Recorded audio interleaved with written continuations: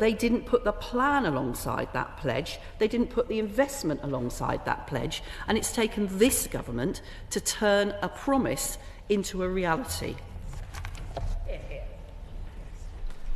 Motion for debate. The progress of the Post Office Horizon Compensation Scheme. Lord Beamish. Can I begin by declaring an interest as a member of the Horizon Compensation Advisory Board? Can I also say that I'm looking forward to the maiden speeches of Baroness Elliott and Lord Barber, both good trade unionists who I've worked with and known for many years.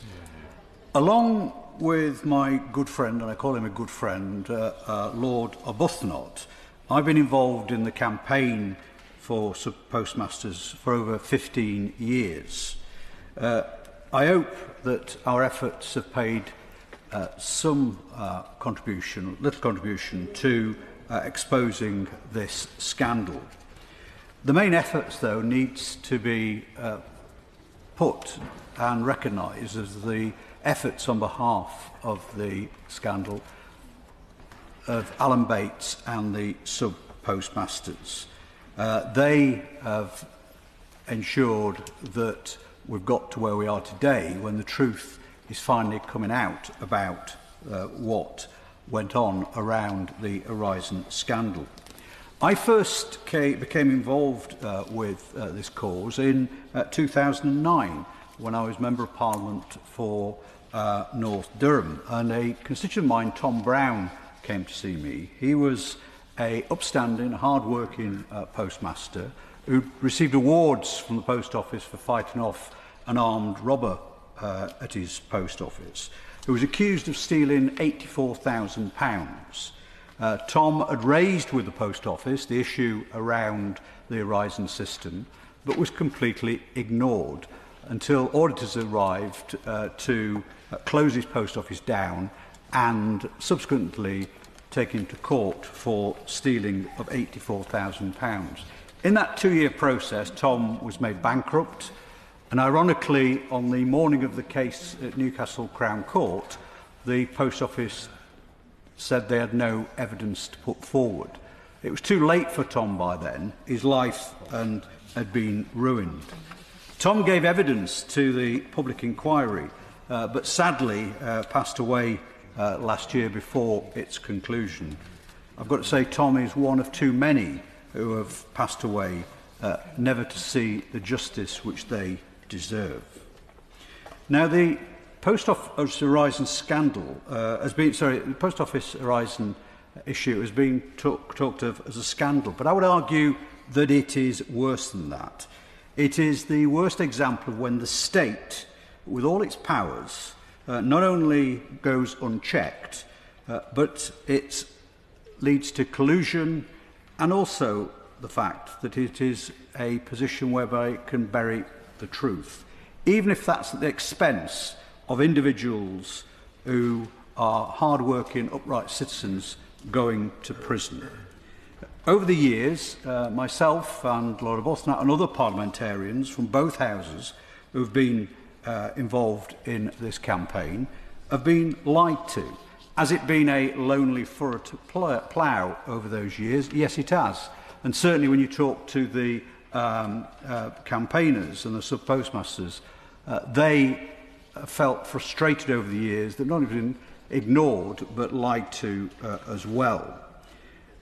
And I think without Alan Bates and the campaigners, the 555 who took the case to court, I'm not sure the truth would have actually emerged.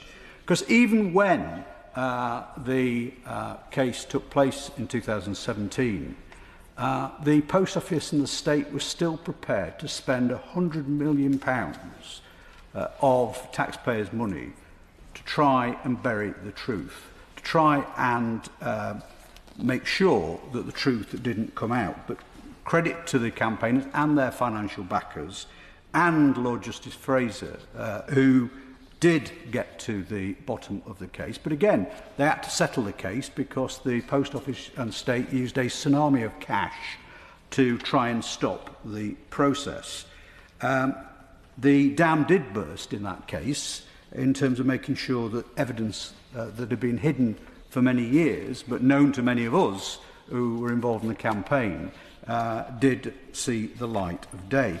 And then, remarkably, the ITV drama on the Post Office did bring it to a wider audience. The subsequent public inquiry has now shone an even deeper spotlight on revealing the truth, and can I say I look forward to its findings, and can I pay tribute to Sir Wyn Williams and the staff of the inquiry for the work they've done. The government today have paid out £633 million to victims of the Horizon Compensation Scheme. We have 4 schemes. We have the Horizon Shortfall Scheme, the Group Litigation Order Scheme, the Overturned Convictions Scheme, and the Horizon Conviction Redress Scheme. Now, would you start with, if you were starting afresh with 4 schemes, can I say no, you clearly would not, because the claimants have quite clearly found it frustrating and bureaucratic in the way that all the 4 schemes have operated. On the advisory board, we've sought to try and ensure that there is fairness across the 4 schemes, and that we have a system whereby individuals do ensure that they get some independent, not only legal advice, but also at the end of the process that they can have the process and their claims looked at independently from the Post Office. Because the victims quite rightly don't trust the Post Office. The scheme I have most difficulty with is the Horizon Shortfall Scheme, and that's because it was run by the Post Office.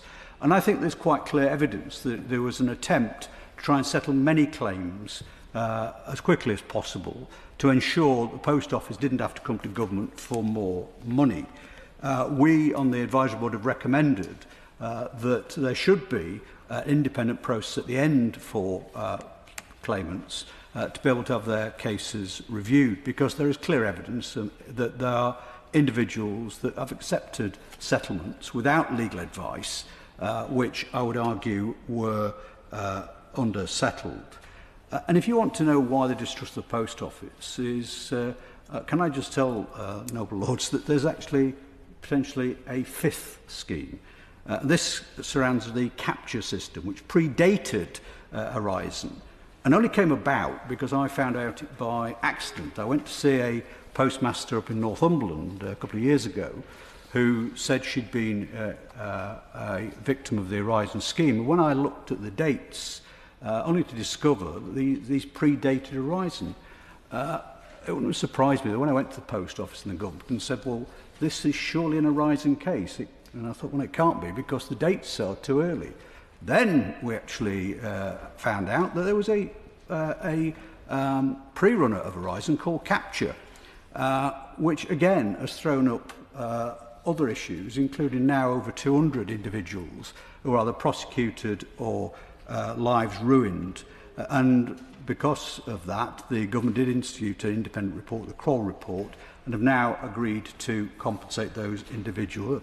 But I think that shows the culture that's been in the Post Office of not coming forward. You'd have thought with all the publicity around Horizon, someone might have come forward and said, well, we might look at the earlier system. But again, we've had to drag out of the Post Office, screaming and kicking any information which is needed. But I think this comes to a broader point that we actually need to put in place. Because, as I say, would you start with 4 schemes and the complex system we've got? No, we wouldn't. I think there is a need in government, and possibly it can come out of the inquiry, that we do need a body set up to look at how we pay compensation to victims of misjustice. Certainly if you look at, for example, the infected blood scandal. But this scandal was not by mistake or failure. This was a conspiracy, a cover-up right from it. It involved government, it involved ministers, it involved a Post Office, and it involved Fujitsu. Now, Fujitsu were the main contractors, and in terms of the company, they were always told that, and postmasters were always told, that this system was infallible. You couldn't actually remotely access it, and that somehow whatever was put in by the sub-postmaster was their mistake, it was their fault. Well, it's quite clear that they could have remote access to it. And this was known, if you look at the judgment of Lord Fraser in the sub-postmaster case, that could happen. Also, that it found that, again, we were given the impression it's a perfect system, that in that final judgment there were 29 bugs, some which went unchecked for many years. Now, was this known at the corporate level? Yes, it was, because in 2001, Fujitsu paid the Post Office £150,000 for a data breach, for example. But it's worse than that, my lordships, because not only did Fujitsu cover up the fact that the system was full of bugs and could be remotely accessed, they also took an active part in the prosecution of sub-postmasters. They had, as part of the contract, a litigation and fraud support unit, which provided the Post Office with data to support prosecutions. This was known as ARQ data.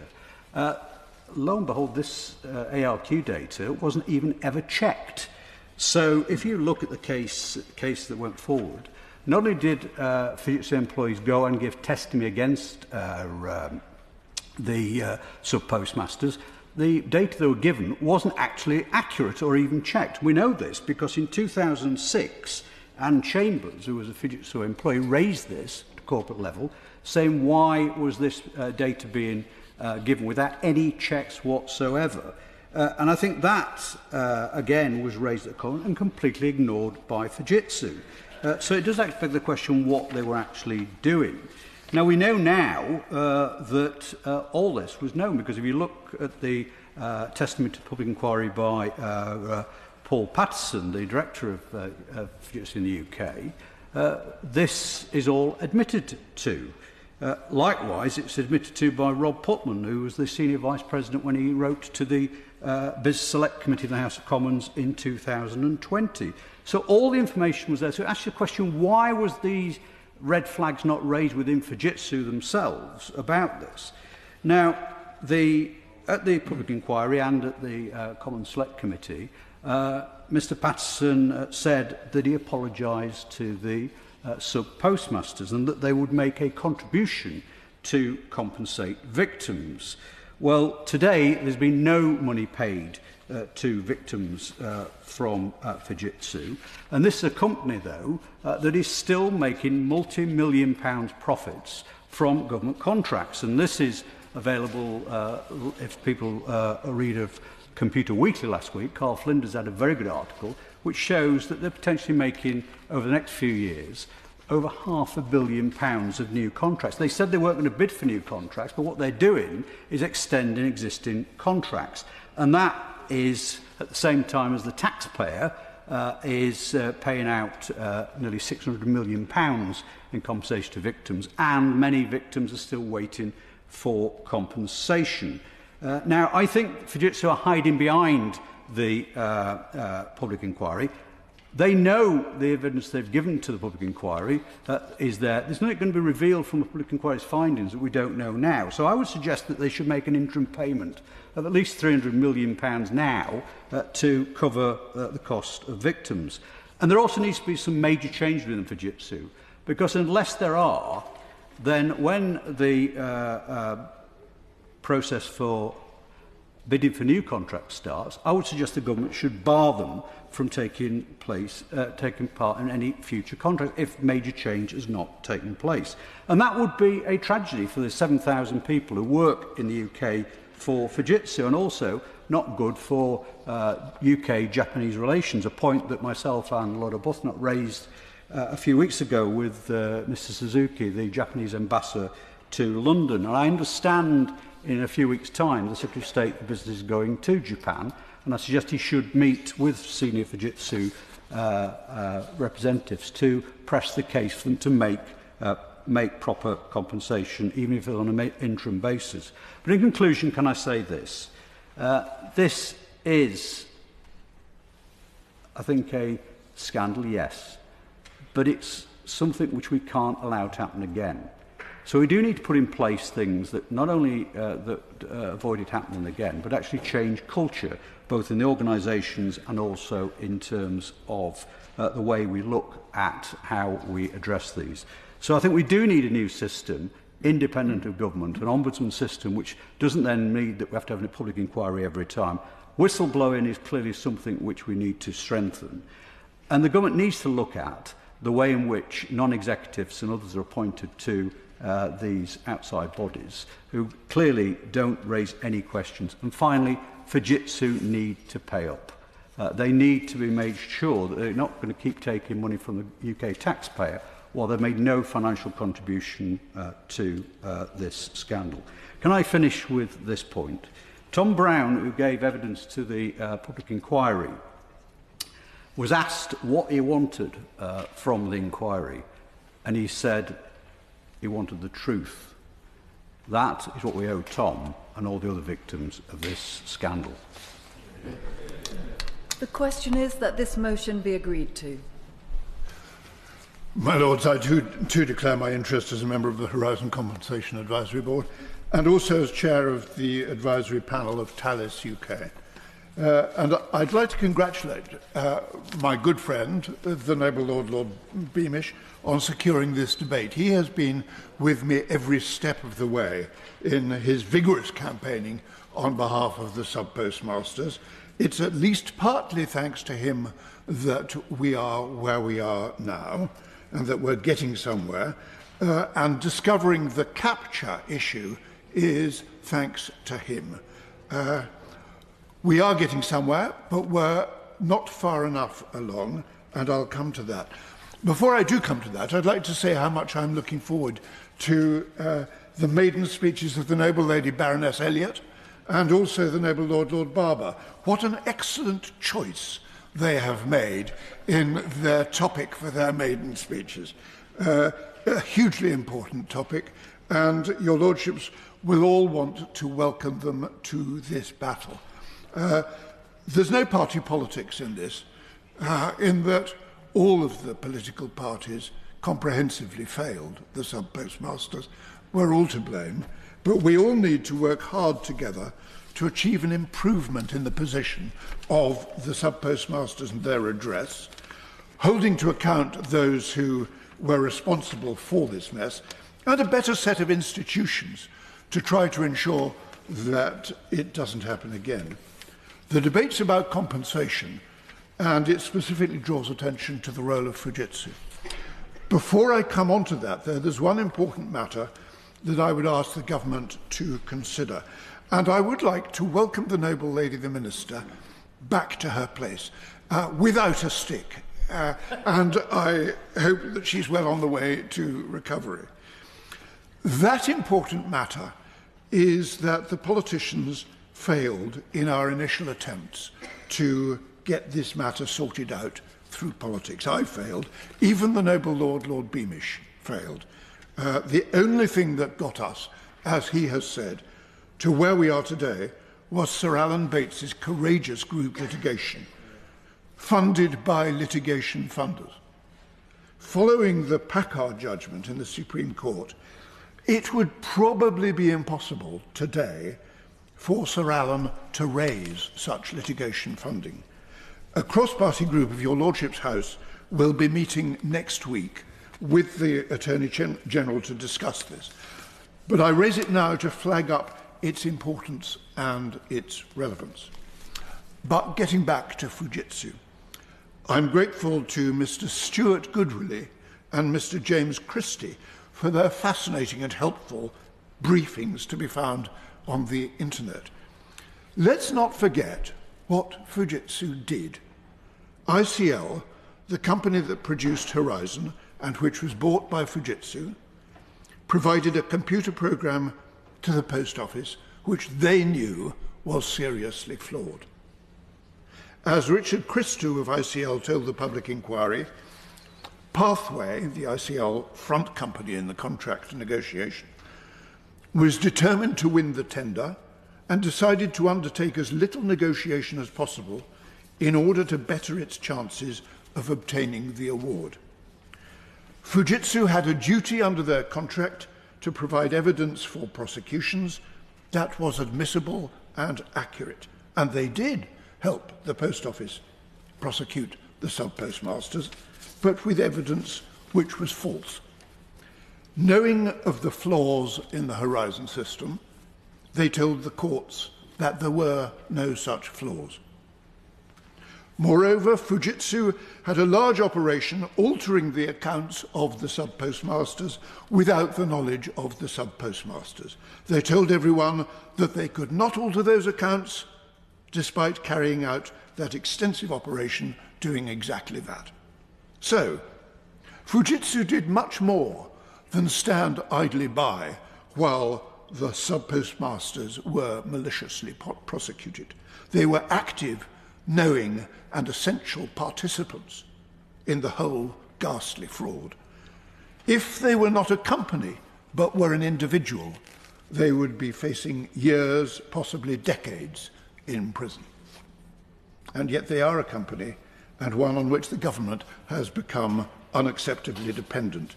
Each year in which the government, saying there is no alternative, extends some contract or other, the government should be asking itself, if this were prisoner Smith in cell block J4, would I really be giving him a contract worth tens of millions of pounds? So what are Fujitsu doing about this? What money have they offered? As we have heard from the noble Lord Beamish, nothing. They've accepted their moral obligation, but the taxpayer is paying out hundreds of millions of pounds now.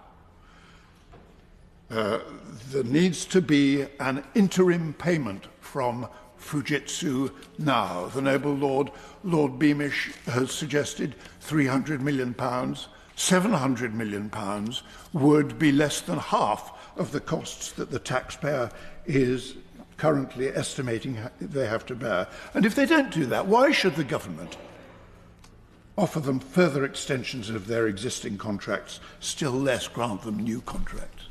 That's Fujitsu. But, my lords, what about the auditors? Ernst Young. I told your lordships a couple of weeks ago that I did ask the inquiry to include the auditors in the scope of the inquiry, but the inquiry chair decided that that would extend the length of the inquiry disproportionately. But here we have Ernst Young certifying that the audited accounts represent a true and fair view of the Post Office's financial state, missing a liability of £1.87 billion. What on earth were they doing? Well, I will tell you what they were doing. In 2003-04, they decided to audit out of a total of 12,000 Horizon terminals and 12,000 branches, not 10% of those branches, 1,200, which would have been respectable, not 1%, 120, which would not have been respectable, but one branch. When the Chief Operating Officer of the Post Office, David Miller, was asked in the public inquiry, do you consider it was a satisfactory way for the board to satisfy itself of the accuracy of the company accounts, he answered, it was very limited, 1 out of 12,000 branches. On the 5th of June of last year, Alice Perkins told the public inquiry of a meeting she had with Mr. Grant, the partner at Ernst & Young, when she became chair of the Post Office. He told her, with Fujitsu, Post Office drove a very hard bargain on price, but they took back on quality assurance. So he knew that the quality of what Fujitsu was providing was suspect. Where does that appear in the Post Office audited accounts? As the noble Lord Harris would say, spoiler alert, it doesn't. Mr. Grant also told her, Horizon is a real risk for us. Does it capture data accurately? Cases of fraud, suspects suggest it's a systems problem.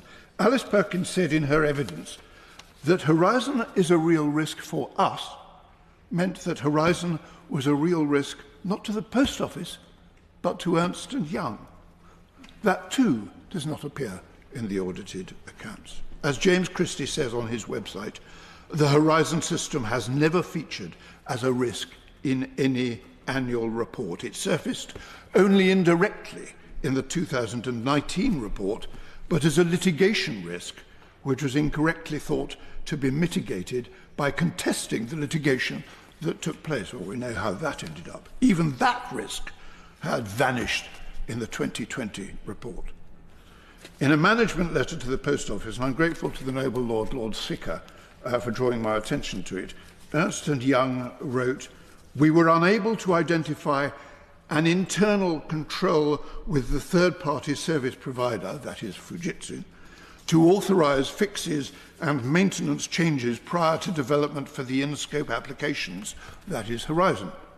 And if there was no internal control, what were the external auditors doing about it? Nothing. How were the owners, the taxpayers, meant to know this was going on if the auditors weren't telling them? And how were the sub-postmasters, those who are being sent to prison, made bankrupt, having their lives ripped apart, meant to defend themselves? If the public inquiry will not hold the auditors to account, it's a task that must fall first to the Financial Reporting Council and ultimately the government. The government needs to drive this, because it should not be down to the advisory board, this part-time group, to be driving this forward. We need action now. My Lords, I look forward to the two Maiden speeches. I'm a relative Johnny-come-lately to the story of this scandal. There are a number of people who deserve our thanks and regard. First of all, the sub-postmasters themselves and their families, who have suffered terribly from the incompetence, arrogance and bullying of the Post Office. Sir Alan Bates, of course, stands out. Lord Beamish and Lord Arbuthnot have also been on the case for a long time, and I thoroughly applaud their work, and I thank Lord Beamish for instigating this debate, and they have made excellent speeches.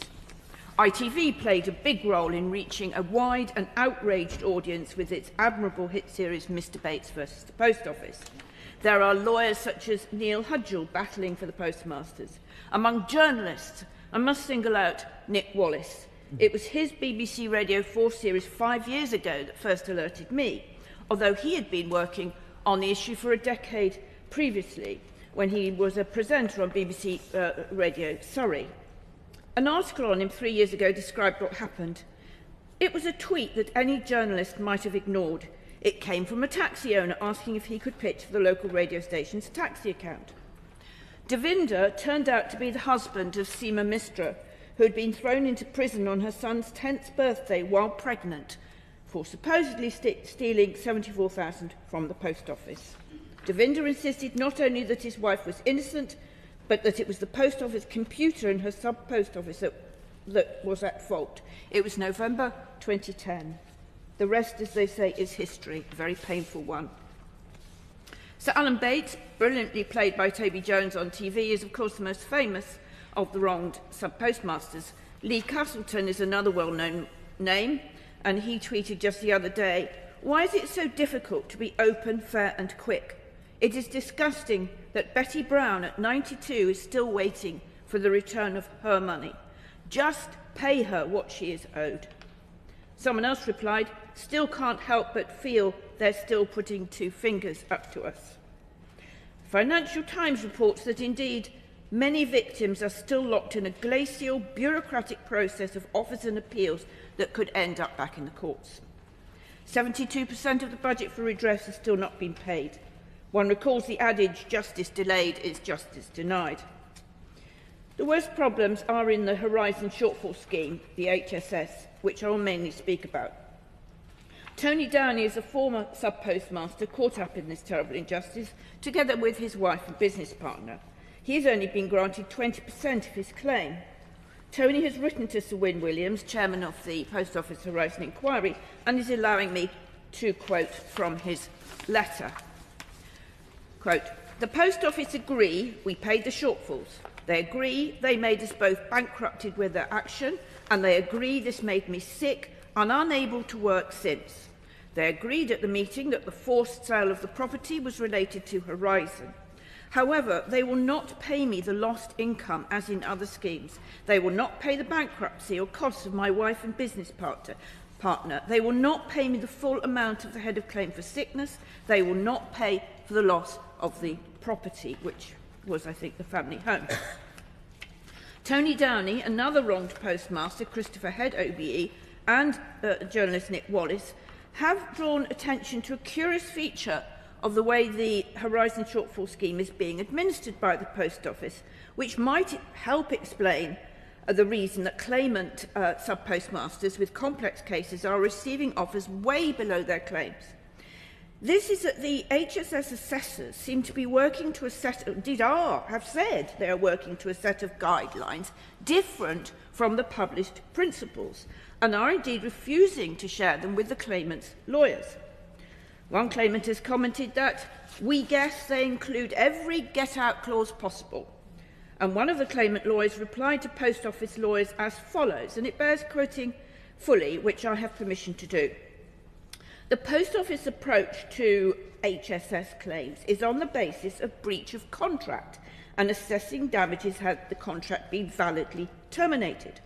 We fundamentally oppose that basis of calculation, which is at odds with the principles that are widely published in relation to the HSS, and therefore the narrow contractual approach taken by the Post Office does not satisfy the tests presented in the principles document. The document to which you refer, that is a Post Office lawyer, appears to be fundamentally different to the widely published one, and seems to be separate guidance used by the panel and has never seen the light of day publicly. So how can we or a postmaster be on an equal footing in this claims process when you refuse to disclose guidelines used by the panel? This would not be an acceptable situation in any other claims or legal process in this country. As far as I can see, he is absolutely right that a narrow contractual approach, which effectively only gives a sub-postmaster redundancy money, is not at all the same as the Post Office's published HSS consequential loss principles document, whereby, quote, the object of the assessment will be to put the postmaster into the position that the postmaster would have been in but for the Horizon shortfall. For former sub-postmaster Tony Downey, this is the difference between getting redundancy money amounting to 2 years or so income and being fully compensated for inability to work since a nervous breakdown in 2007 after being suspended, audited twice, bullied to pay shortfalls in order to get reinstated, having to sell the business at a loss, both he and his wife having to declare bankruptcy and losing their home. He says, "We had gone from owning a mortgage-free property now worth £900,000 with a successful business and savings to having nothing, and the scheme is unable to put us anywhere near the position we should have been." Inquiry Chairman Sir Wyn Williams wrote in his July 2023 first interim report on compensation that, quote, "It would be tempting for some to be sceptical about whether full and fair compensation can be achieved. A commitment to provide compensation which is full and fair is not the traditional stance taken by a defendant in our adversarial system of civil litigation. Very prescient. What is the government going to do to oblige the Post Office to follow the published principles on consequential loss, not revert to being a traditional adversarial defendant? Can the Noble Lord the Minister ensure not only that the Post Office's secret guidelines, which are not in accord with the published principles, are made available to all claimants and indeed to parliamentarians and everyone else, but they stop using them? The Business and Trade Select Committee reported on January the 1st on redress for the Horizon scandal. The government response was not available yesterday or first thing this morning. I imagine the Noble Lord the Minister can assure us that it is imminent. By my calculation, the deadline for the response is tomorrow at the latest. You will all probably have read the recommendations, one of which was the Post Office should be removed from administering any of the schemes. They say, and I strongly agree, that the Post Office acted as judge, jury and executioner when pursuing sub-postmasters masters, and that now it should not be deciding on what financial redress is owed to victims of its own scandal. I haven't got time to discuss the other recommendations from the committee, but I would just point out that the present reality is that not only do claimants have to fill out a complex form with no legal support, they face a scenario of snakes and ladders.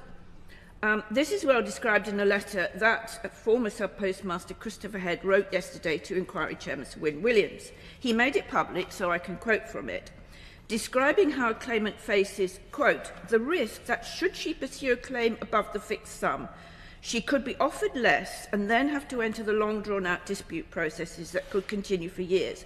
There's also no guarantee she would get close to the fixed sum award, let alone the sum claimed.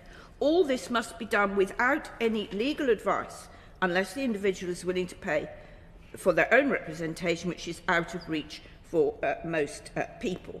Mr. Head, rightly in my view, says claimants should be able to receive these awards in any of the schemes and then the fixed award, and then be invited to raise a further claim for the remainder of their claim, should there be sufficient evidence to do so and a likely chance of success, without any risk. How does the noble lady, the Minister, react to that suggestion, and can she tell us if the Department is going to take over the Post Office schemes? I just will briefly conclude by quoting from former Prime Minister Theresa May's book, an interesting and heartfelt book entitled The Abuse of Power. She describes many examples of, these are her words, describes many examples of injustice against ordinary people perpetrated by the powerful and mighty with, quote, often a sense that protection of the institution is more important than fairness, justice or seeking the truth. That's what we've seen with the Post Office. She concludes, we need to reconsider who we are as a country and the urgent need for those in authority to ensure that in all they do, they are putting the country and the people first. Yeah. My Lords, it is an enormous privilege to rise to make my maiden speech today in this place. I want to start by thanking Black Rod, her staff, the doorkeepers, police, and all of the staff of this House for their warm welcome and support in my first few weeks here, and particularly for their help towards my family and friends on the day of my introduction. There was rather a large number of them. I would also like to thank my supporters, my noble friend Baroness Armstrong of Hilltop, one of my closest friends in politics and life, whose advice and guidance over many decades has been and continues to be invaluable to me. And also my noble friend Baroness Smith of Basildon, who has given me time, advice and guidance over the last few weeks. Today, I want to give some background as to who I am, where I come from and what motivates me, and the areas I feel I have most to contribute in this place. I was born in my parents' home, a council house in the village of Whitburn, the place I live today, and have never lived more than 2 miles from it in my entire life. My roots are very strong. I am very much a northern woman who will stand up for the north at every opportunity I can. My dad Harold worked as a blacksmith striker at the local colliery, and my mother Laura looked after the family and did little cleaning jobs to make ends meet. And in my experience, that is the hardest work anyone can do. She was a very strong northern woman and was an enormous influence on me. My brother Dennis, almost 15 years older than me, was an electrician at the colliery, and my sister Joan, 10 years older than me, was still at school when I was born. It's no underestimation to say that I was a little bit of a surprise to my family when I arrived. And I was delighted that my sister Joan was able to attend my introduction with her husband Derek, as sadly there is only Joan and I left from that family group. Growing up in the community of my village, it was a very, very tight community, and still is. Neighbours were like family, and everyone looked out for each other. Most people did not have a lot of money, Most men worked either at the local pits or the shipyards. But everyone believed in hard work, taking care of your family and your neighbours, and wanting the best for everyone. And they had enormous aspiration for their children, although they would not have described it as that. My family were not political, although were very interested in current affairs. We watched the news, read lots of newspapers, and discussed the issues of the day. I got involved in politics during the year-long miners' strike of 1984, when, whatever the merits or otherwise of that strike, as a young woman coming from generations of miners on both sides of my family, I felt the government of the day was attacking my way of life and the community I came from. I could not stand back and let that happen. I had to take a stand and make my voice heard in trying to defend my community. So I joined the Labour Party. I did not know at that time, but that decision was to influence the path of my life that my life took in a way I would never have imagined or even thought possible all of those years ago. I have had the privilege of working for my party as a regional organiser, for my trade union, the GMB, for a charity, and then had the honour of being the Member of Parliament for the constituency of Sunderland Central for 14 years. My family is at the centre of my life. I have 4 grown-up children, Rebecca, Miles, Georgia and Helena, all of whom attended my introduction, along with 5 of my 8 grandchildren, as well as my wonderful husband, Andrew. They are at the centre of everything I do, and it is fair to say I could not do what I do without their love and support. My community, my strong sense of working class values, my family and my passion for the North are the things that drive me and make me want to make a difference and contribute to public life. The areas over the years that I have developed an interest and expertise in are all things connected to digital, culture, media and sport, having had the privilege of serving on the Select Committee in the other place for 9 years. My interest in the Middle East and my involvement for several years as the co-chair of Britain-Palestine All-Party Parliamentary Group, and my passion for promoting the north of England, its potential and its continuing regeneration. I was pleased that my noble friend Lord Beamish, someone I have worked with in different roles for more than 30 years, there is a theme here from the north of England, where we all know each other, moved this debate on the progress, or perhaps lack of progress, on the Post Office Horizon Compensation Scheme today. More than a decade ago, 2 constituents came to see me at a surgery about the Horizon scandal. It was one of those moments in my time as a Member of Parliament when I was absolutely flabbergasted at the horror of what I learned had happened to my constituents. The female constituent had an exemplary work life in banking before she decided to take on a sub-post office. The couple had lived in a comfortable, detached house in a very nice part of Sunderland that they had worked all of their lives hard to buy. When the Horizon system showed they owed hundreds of thousands of pounds missing, they had to sell their home and use the proceeds of that sale and all of their savings in order to pay that money back to the post office, to avoid prosecution and most likely prison. This was wrong. It should not have happened, but sadly, their story, as some of the stories that have already been talked about today, are just ones of hundreds of cases.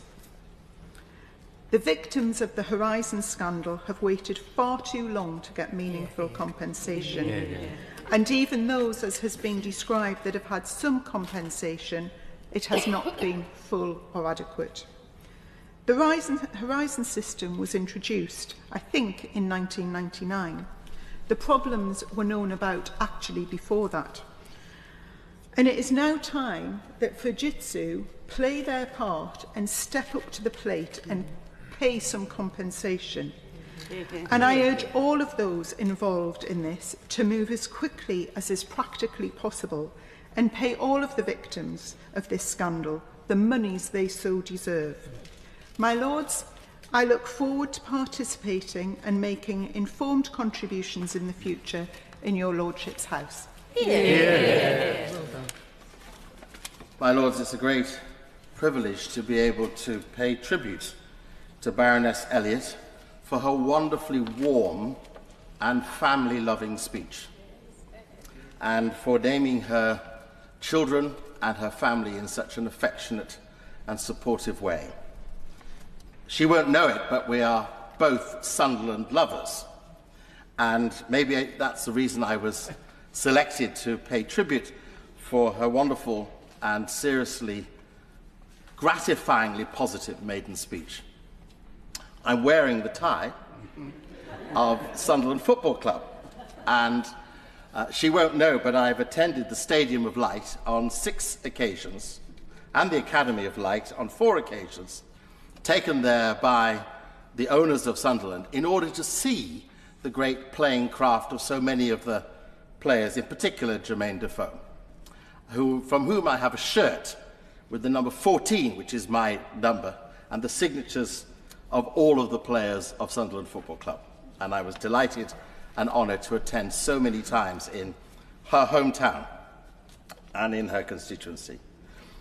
Many of the tributes that are owed to her, of course, include her deep love as a governor of schools and her passionate campaigning on the issue of asthma, affecting so many that we either know ourselves or we feel ourselves. So in this House, I know she will bring enormous expertise and the punch that an elected member who now is here in the upper house can do from having heard the painful rhetoric of constituents, especially on this issue we're discussing today. But one other thing also unites us in my research, very slim research. I didn't so much as wonderfully written about Baroness Elliot. I discovered that we also share the fact that she voted against all Brexit measures in the House of Commons, and I voted against them all here in the House of Lords. And we both realised what another tragedy of injustice was being imposed upon us by a miscreant government at the time. So on that, her great policy wisdom is well noted, and I'm sure the whole House here will look forward to her ongoing strength of position and her commitment, and welcome her to the House of Lords. Yeah. This debate essentially is about compensation matters, and we tend to interpret compensation as meaning money. Let me pay tribute to both Lord Beamish and Lord Arbuthnot for their arduous, persistent fight on behalf of those that many of us only really became intimately aware of because of Alan Bates and the ITV documentary. It really hit us in the eyes when we watched, let alone when we listened to the BBC's own documentary. We became aware of the drama in the documentary telling us about something that was happening below our noses, so close we should have smelt it earlier, but we just didn't. There was such clever scheming by the Post Office and also by Fujitsu. My Lords, I've been looking at this through a slightly different lens, and it's a lens which many in this House will know matters to me enormously. When I read that in the Act passed last year, the Offences Act passed here, which essentially annulled the prosecutions of the postmasters, and using these words already quoted, some were convicted and imprisoned, some were made bankrupt, malicious allegations held against them, some lost their homes, some suffered mental or physical health problems, some were harried as thieves by their local communities, some suffered breakdowns in relationships with their partners, children or other family and friends. Several died by suicide. Well, there is another actor in this horror, besides the Post Office and Fujitsu, and it's the courts. I realise by flagging this that I'm treading on very delicate territory. But I have to wonder, when there were 700 convictions in cases provided by the Post Office, and a further 283 sub-postmasters prosecuted by others, including the CRC, in totaling just thought of 1,000 prosecutions. Not sure of the exact number who went to prison, and maybe that's a question for the Minister. Could the Minister tell the House, in her reply, how many went to prison as a result of this crass injustice? But it raises the very ugly case that potentially 1,000 courts heard 1,000 cases and thought it was okay. At what point did the justice system, or the Ministry of Justice, or the Law Society ask what the hell is going on? Why is every court so disconnected from every other one? And if judges didn't ask, what? Another one? I've read about this, I saw this, there was a note about this. If clerks didn't bring this to their attention, what is the role of judges? Judges are meant to be highly intelligent, impartial adjudicators of the law and the principles of the law. And those principles include intelligent, evidence-based prosecutions, not just taking by swallowing what has been brought by an institute of the state, notably the Post Office, backed up by its deceitful accompanying company, Fujitsu, who simply wanted to bury the detail. So, to ask the difficult question of the Minister, was the wool pulled over the eyes of the judges? And what assessment has the either committee made, or is the government making, or is the Ministry of Justice making, of the wrongs done by the courts? Because I believe that it's not just a matter of what needs to be paid out in compensation, and that is clearly the real cause of this debate, but that is somewhat flagging. It's not just about what's paid out. To whom should the apologies, or from whom should the apologies come? I'd like to see handwritten apologies from every judge to every prosecuted individual, especially those who went to prison. Face-to-face meetings that accept that there was deceit at multiple levels of this procedure. We won't have honest justice if there isn't honest apology, recognition and accountability. And that lies on the courts, as well as the Criminal Cases Review Commission, which has failed on multiple cases, and on the Crown Prosecution Service. Now, I realise that this is a sensitive thing to ask, because we have a tradition in Britain that we don't question the judges. When there was a question raised in the other place just recently by the Prime Minister and the Leader of the Opposition about a deportation issue, and therefore an allocation of refugee status based on falsified information, immediately following, because there was a criticism of a decision of the court, somebody representing the court stood up and said, "Don't question our decisions." But isn't this exactly what this is about? How can there be 1,000 cases with not a single judge saying, "Excuse me, throw it out"? I'm sufficiently aware of so many people's cases that I know of cases where the courts, the Old Bailey, the High Court, the judge has decided on day one or day two or week one of a case that there is no substantial evidence from the prosecution and concluded the case, released the individual. Why did that not happen here? So I am asking a sensitive an important question. I'm asking the Minister, for whom I realise this isn't her area, however, to communicate to her colleagues in the Ministry of Justice that they ought to wake up to our so-called supremely effective independent judicial system and ask the hard questions of the intelligence and agility of the courts and of judges to deal with cases of such manipulation. Yet again, as many of you know, I spend a lot of time in prisons, and I was in a prison yesterday morning speaking with a man on a 32-year sentence. He has attempted on 5 occasions to have the Criminal Cases Review Commission assess his case based on falsified forensic data. They refused to do so. But the CCRC has just lost its chair because, of course, it's been a flappingly useless institution and needs to be completely renewed from top to bottom. It's another part of the system of injustice emboldened by the state because we will not ask the hard questions. Andrew Malkinson, we all heard the case 2 years ago, released finally after 17 years of a falsified rape case, when he was innocent, still now awaiting the compensation agreed by the High Court.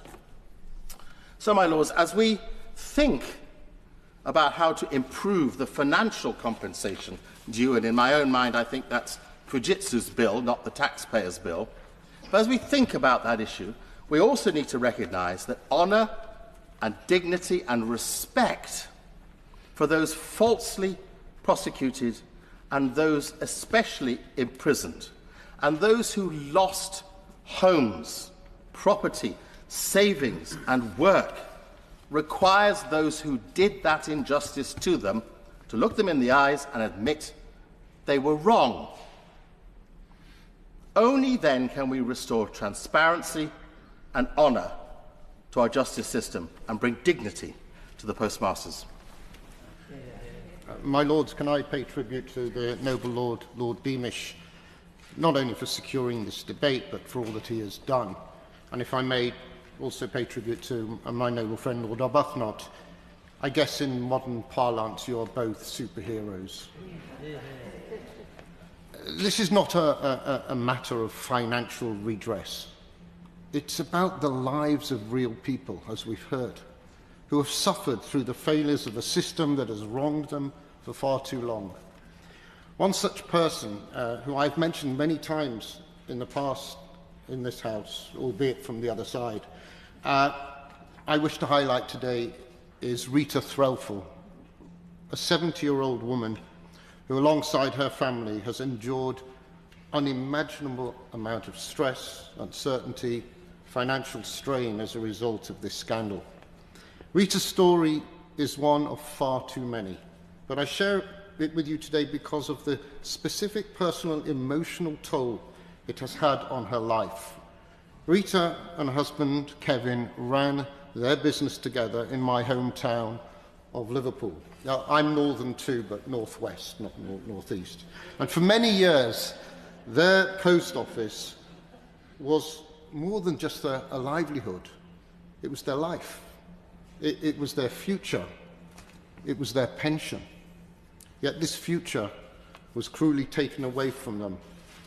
Now, Rita's claim for compensation was submitted 2 months ago, in January 2025, and while she was expecting an offer within the 40 working days stipulated, that deadline is fast approaching. In fact, it's tomorrow.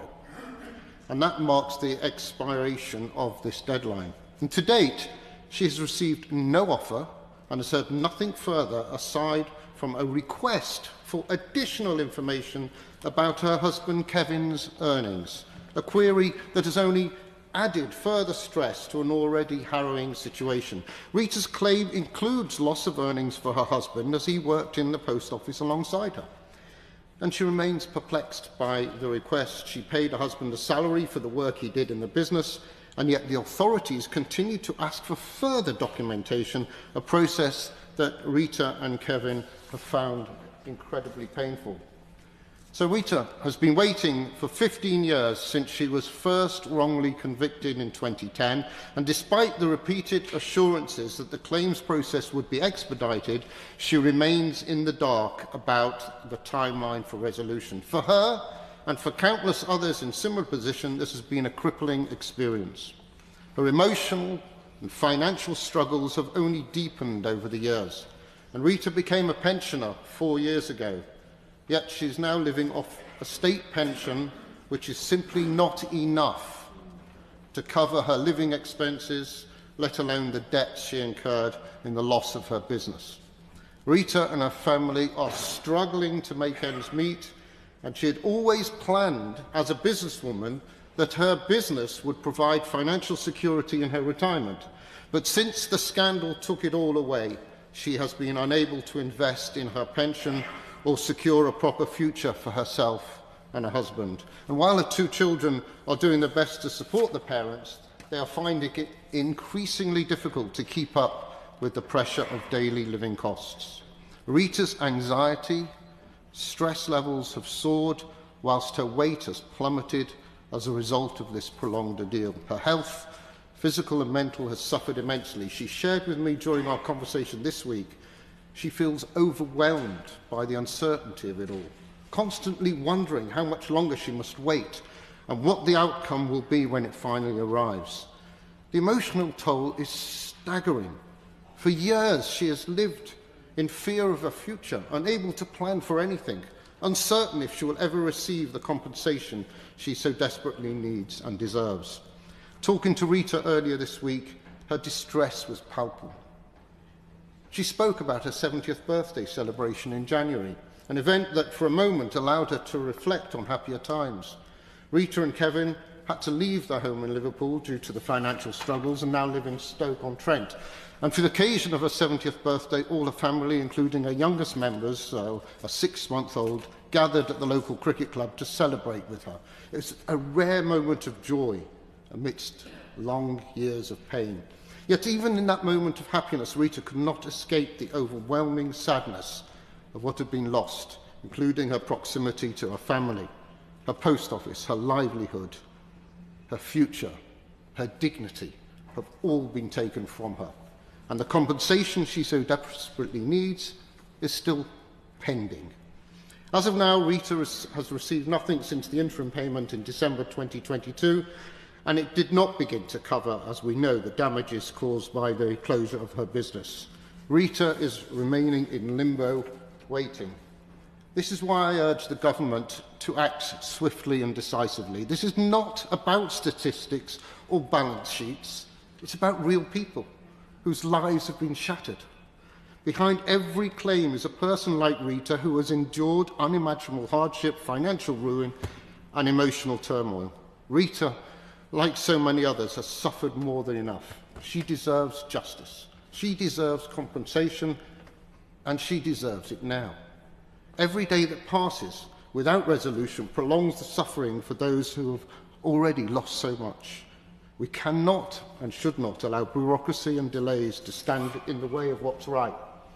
Now, given Fujitsu's acknowledged role and its stated moral obligation to contribute to compensation, can the Minister explain why such substantial contracts as have been talked of today remain in place, and why many of them were awarded after 2019? And what assurances can the Government provide that no further public money will be awarded to them unless it has fully met its financial obligations to the victims of this devastating miscarriage of justice?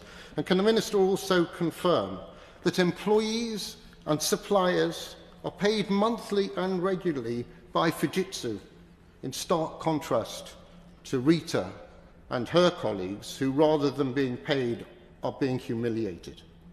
The Government must provide clear and transparent communication to claimants about process, ensuring they know what to expect and how long they will have to wait.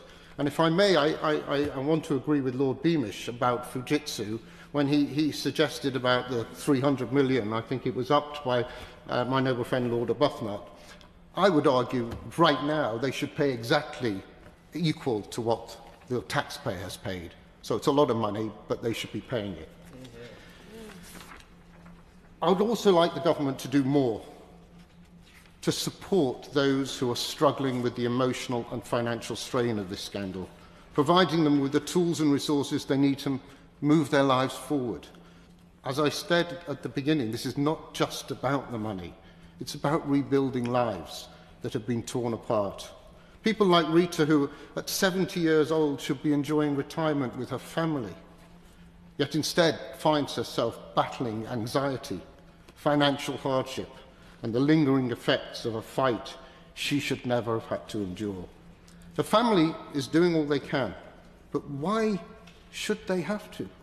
Why should any victim of the scandal have to rely on loved ones to survive when it was the failures of others who put them in this position? The government must step up, not just with words and sympathy, but concrete measures that provide real, immediate relief for the victims. Rita and countless others like her have been waiting far too long for justice. I stand here today not as a member of this House, but as a human being, imploring the government to take immediate action to right this wrong. We cannot continue to allow these victims to suffer. We must act, and we must act now. I'd like to express my thanks to the noble Lord Beamish for initiating today's debate and give my warm congratulations to noble Baroness Elliot for her absolutely excellent maiden speech. I feel very privileged to join this House and acutely conscious of how much I have to learn of its conventions and procedures. I'm fortunate to have the guidance and wisdom of the noble Lord Monks and the noble Baroness O'Grady, who both supported me in my introduction to the House. John has been a mentor and close friend for me ever since I first walked through the doors of the TUC headquarters, Congress House, in 1975, quite a long time ago. Frances, who succeeded me in the position of TUC General Secretary, has demonstrated ever since that her talent and integrity wholly justified my confidence that the TUC's leadership would be in great hands on my departure. I'm also delighted that another very close colleague, now the noble Baroness Carberry, has also joined us in this House. She will give great service. Ainsdale, now in my formal title, is an area in the town of Southport which has suffered so greatly in the wake of those terrible events some months ago. I applaud the spirit of the Southport people in their response to that outrage. Throughout my childhood in Ainsdale, my dad worked as a bricklaying instructor in a local approved school. The term approved school, of course, was the language of the times. Now I guess it would be called a young offenders institution. We actually had a house in the grounds of the school. Perhaps I'm the first noble lord to have been brought up in such an institution. Or looking round all the benches, perhaps not. I sometimes saw my dad defuse a difficult situation with angry young men about to kick off, using patience, calmness and reason, and sometimes humour too. As I've discovered both in the TUC and during my time as chair of ACAS, these can be important factors in the resolution of any difficult conflict. I've tried to learn from all my experiences as I've made my way through life. After leaving school, I served for a year as a volunteer teacher in Ghana through the VSO, Voluntary Service Overseas Programme. This began to open my eyes to the vast diversity of life experience across the planet we share. At the end of my degree course at City University, I spent a year as president of the Student Union, able to observe and play a part in the university's most senior governance structures. A year followed working for an industrial training board, before I saw an advert for a job at the TUC. The advert told very little about the vacancy to be filled. It was only after I reached the interview that I discovered they were particularly looking for someone to do research and briefing on industrial training policy. My experience at the ITB, I think, got me the job, and I was there for the next 37 years. Serendipity. Now, today's debate is, of course, an opportunity to highlight again a terrible injustice suffered by a blameless group of workers, inflicted by an irresponsible and overmighty employer, which appeared to feel that they could act with impunity. Fair compensation is long overdue, and this scandal, to my mind, reinforces the message that trade unions are as vitally needed today as ever to provide effective representation for people at work and to hold employers to account. The half a century since my entry to the TUC has seen remarkable changes in the world of work and of trade unionism. The mid-1970s saw the agreement between the Labour government of the day and the TUC of what was termed the social contract. That saw the level of inflation in the economy reduced from around 24% in 1975 to 8% by 1978. That was a staggering achievement that appears largely forgotten now, as the so-called winter of discontent followed the breakdown of that agreement. And history, of course, is written by the victors. That was followed by a long period of demonisation of trade unionism, even termed at one point as the enemy within, with workers at GCHQ, the government communication headquarters, even being told that being a union member was not consistent with loyalty to the nation. Now, the Labour government of 1997 righted that wrong at GCHQ and made other progressive changes. Trade union recognition rights were underpinned by law. The minimum wage lifted living standards for the lowest paid.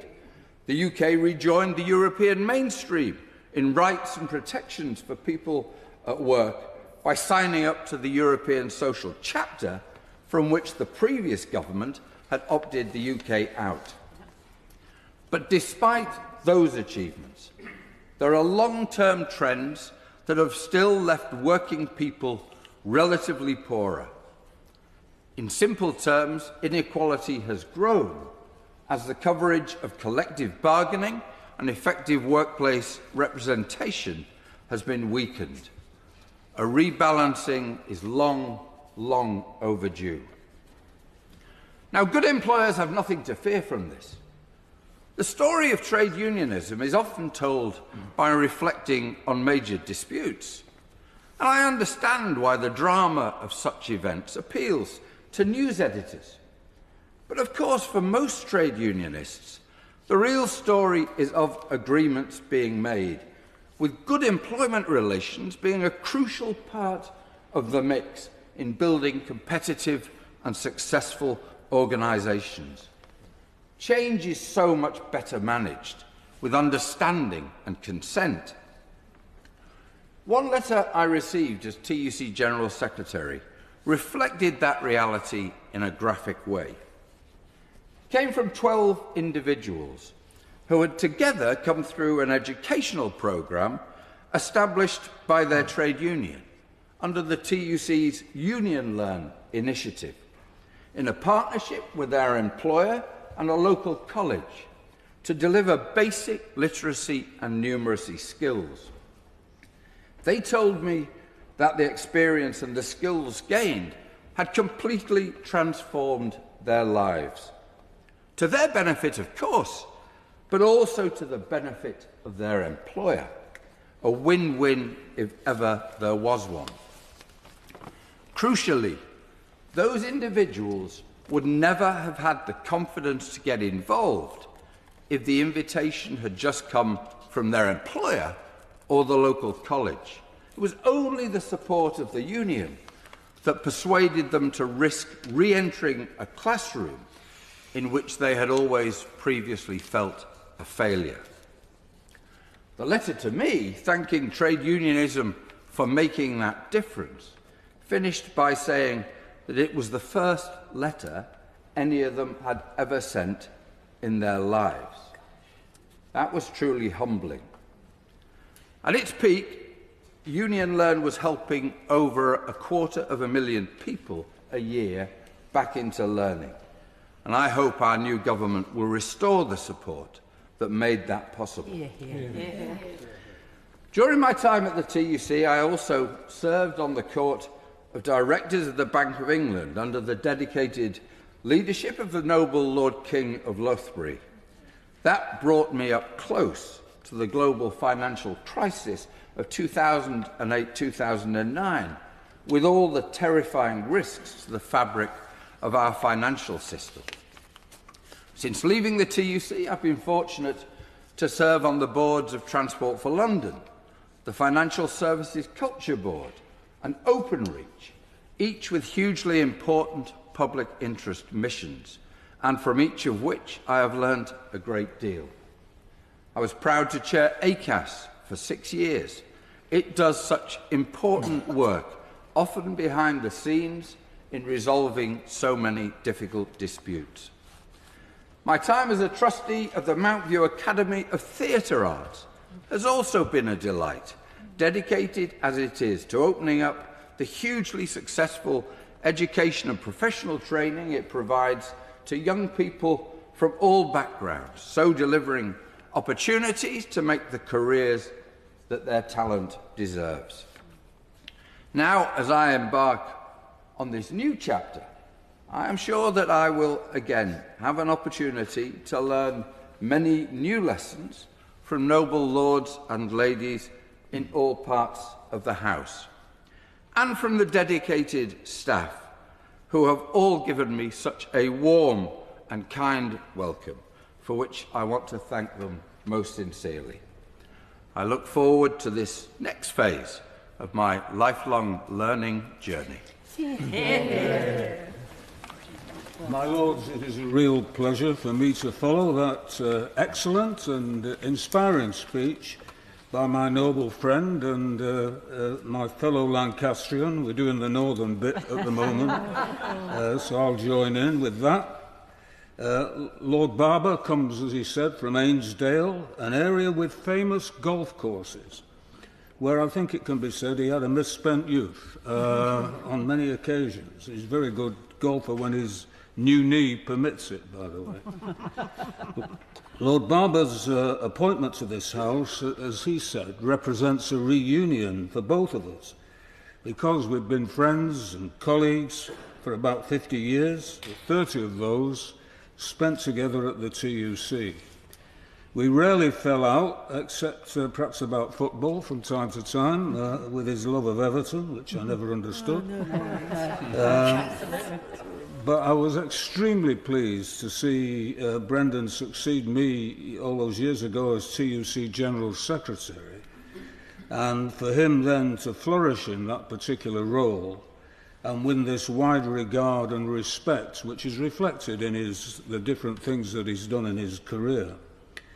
His determination, calmness and courtesy have long been hallmarks of his style, and I'm sure it'll be widely perceived within this House when you get to know him a little better. And the range of tough jobs that he has done and the people who've turned to him for help in tricky situations is very impressive.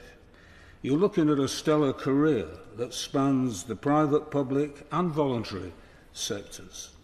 That first speech was excellent, and the House can look forward to many more from my noble friend, as we do from Baroness Elliot, who gave a very warm speech, I thought, which would have gone down even well with the non-Sunderland supporters.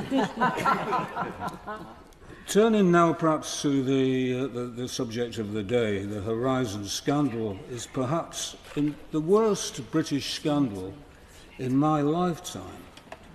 As here we had a respected and prestigious public body persecuting many innocent victims in what ultimately was a futile attempt at a cover-up. It went on for years. It still goes on. People have lost their livelihood, their savings, and in some cases their freedom and their lives, and the pressure that had been put under. And all down to a dodgy, faulty computer system and an unwillingness to admit that a big mistake has been made. As I said, it's not over yet. Compensation schemes are in place, but are being criticised for being too slow. Depressingly, Fujitsu are still dragging their feet on actually paying up. Honeyed words are not enough. And the point that's being pursued by Lord Arbuthnot and others about the Ernst & Young role, the role of the auditors in whitewashing the accounts of the post office, have reminded me of what happened in the wake of the Enron scandal, which was a scandal of a similar scale in some respects, where it was actually the auditors who paid a very, very heavy price. And you remember a firm called Arthur Andersen? Well, that was the end of Arthur Andersen at that time. I'm not saying that that's Ernst & Young are in that position, but they need to come clean and make some contribution to what's going on, because they share the guilt, in my opinion, about what's been going on. So we need generally, I think, to finish this saga and put it behind us. And I just want to ask the Minister a couple of things, really. Has the government yet drawn any conclusions from the initial reaction to the Green Paper on the future of the Post Office and how this can be used to ensure that none of these things that have been happening, these terrible things that have been happening, can happen again? I recognise the government's contribution to deliver compensation, and we all, by the way, pay due tribute today to the doughty campaigners, Sir Alan Bates and his colleagues, as well as colleagues like Lord Beamish and Lord Arbuthnot, who brought all this to light. And I add my tribute to them, as this House has done, I think, many times, for the role that they've played in being steadfast and determined to see these enormous wrongs righted. Now, these wrongs were a product of a damaged culture in the Post Office, with its emphasis on being defensive, its opposition to anybody who looked like a whistleblower, and its feeling beleaguered, feeling it was the victim rather than it was causing victims. It was deep-rooted, and I'm interested in what can be done to make sure that this culture is completely eradicated, because many of the people are still there, and they will remain there, I guess. They've not done any criminal wrongs individually, even if the corporate story is so bad. So what can be done to make sure that the culture is repaired, changed, and we get a post office which was loved and respected for its competence and openness, but at the moment is being reviled by a significant section of our community. The final point I just want to touch on, my Lords, is can the Minister today tell us anything about how many convictions have been quashed and how many have received their due compensation, including in relation to capture, that preliminary scheme that was around earlier than this Horizon particular system? My Lords, let's see a determined effort to close this shameful chapter in the history of the Post Office. It's long overdue that we do, and as a nation we can put it behind us. Yeah, yeah. My Lords, I must thank the noble Lord Beamish very much for bringing forward this debate, because it's has worried me for a long time, and I can remember the great campaign by the noble Lord Arbuthnot, particularly, and others in the Commons, And, you know, some of us here mentioned it, but we knew we were getting nowhere, and we were labelled as a nutter. And after a while, if you wanted to get on with other things which were also important, you just had to give up. I'm delighted that he never did. And finally, we're getting there. And as the Noble Lord Beamish said, the problems did start years ago with the ICL capture system and the Pathway project to computerise, it's a PFI contract to computerise the post office. And it started going wrong very early on. Because I can remember a parliamentary visit down to ICL, and they, among other things, well, it didn't know what it was called then, I suppose it was capture, or I think it might have been called Pathway, where they showed us the thing and said, sadly it doesn't work and we're going to knock it on the head. Well, very soon after that, Fujitsu took over, and suddenly, a bit later, it appeared in post offices. So I was very surprised when this New Horizon system appeared, because only a couple of years earlier, I knew that it was not working, and they knew perfectly well it wasn't working. And a lot of the people who had taken off the Pathway project, or left the Pathway project, therefore then to work on the Millennium Bug, in order to make sure that that didn't take the country down. And it didn't. I mean, very often it infuriates me when people say, oh, well, the Millennium Bug, so much money is wasted on it. Actually, the money wasn't. The reason things didn't go wrong was because people actually preemptively sorted out the software. And so things didn't go wrong at midnight. Actually, in a way, it's a lesson that you need to have lots of good failures and then you want to get paid to sort them out, but still. That's really not the lesson we want to learn from these things.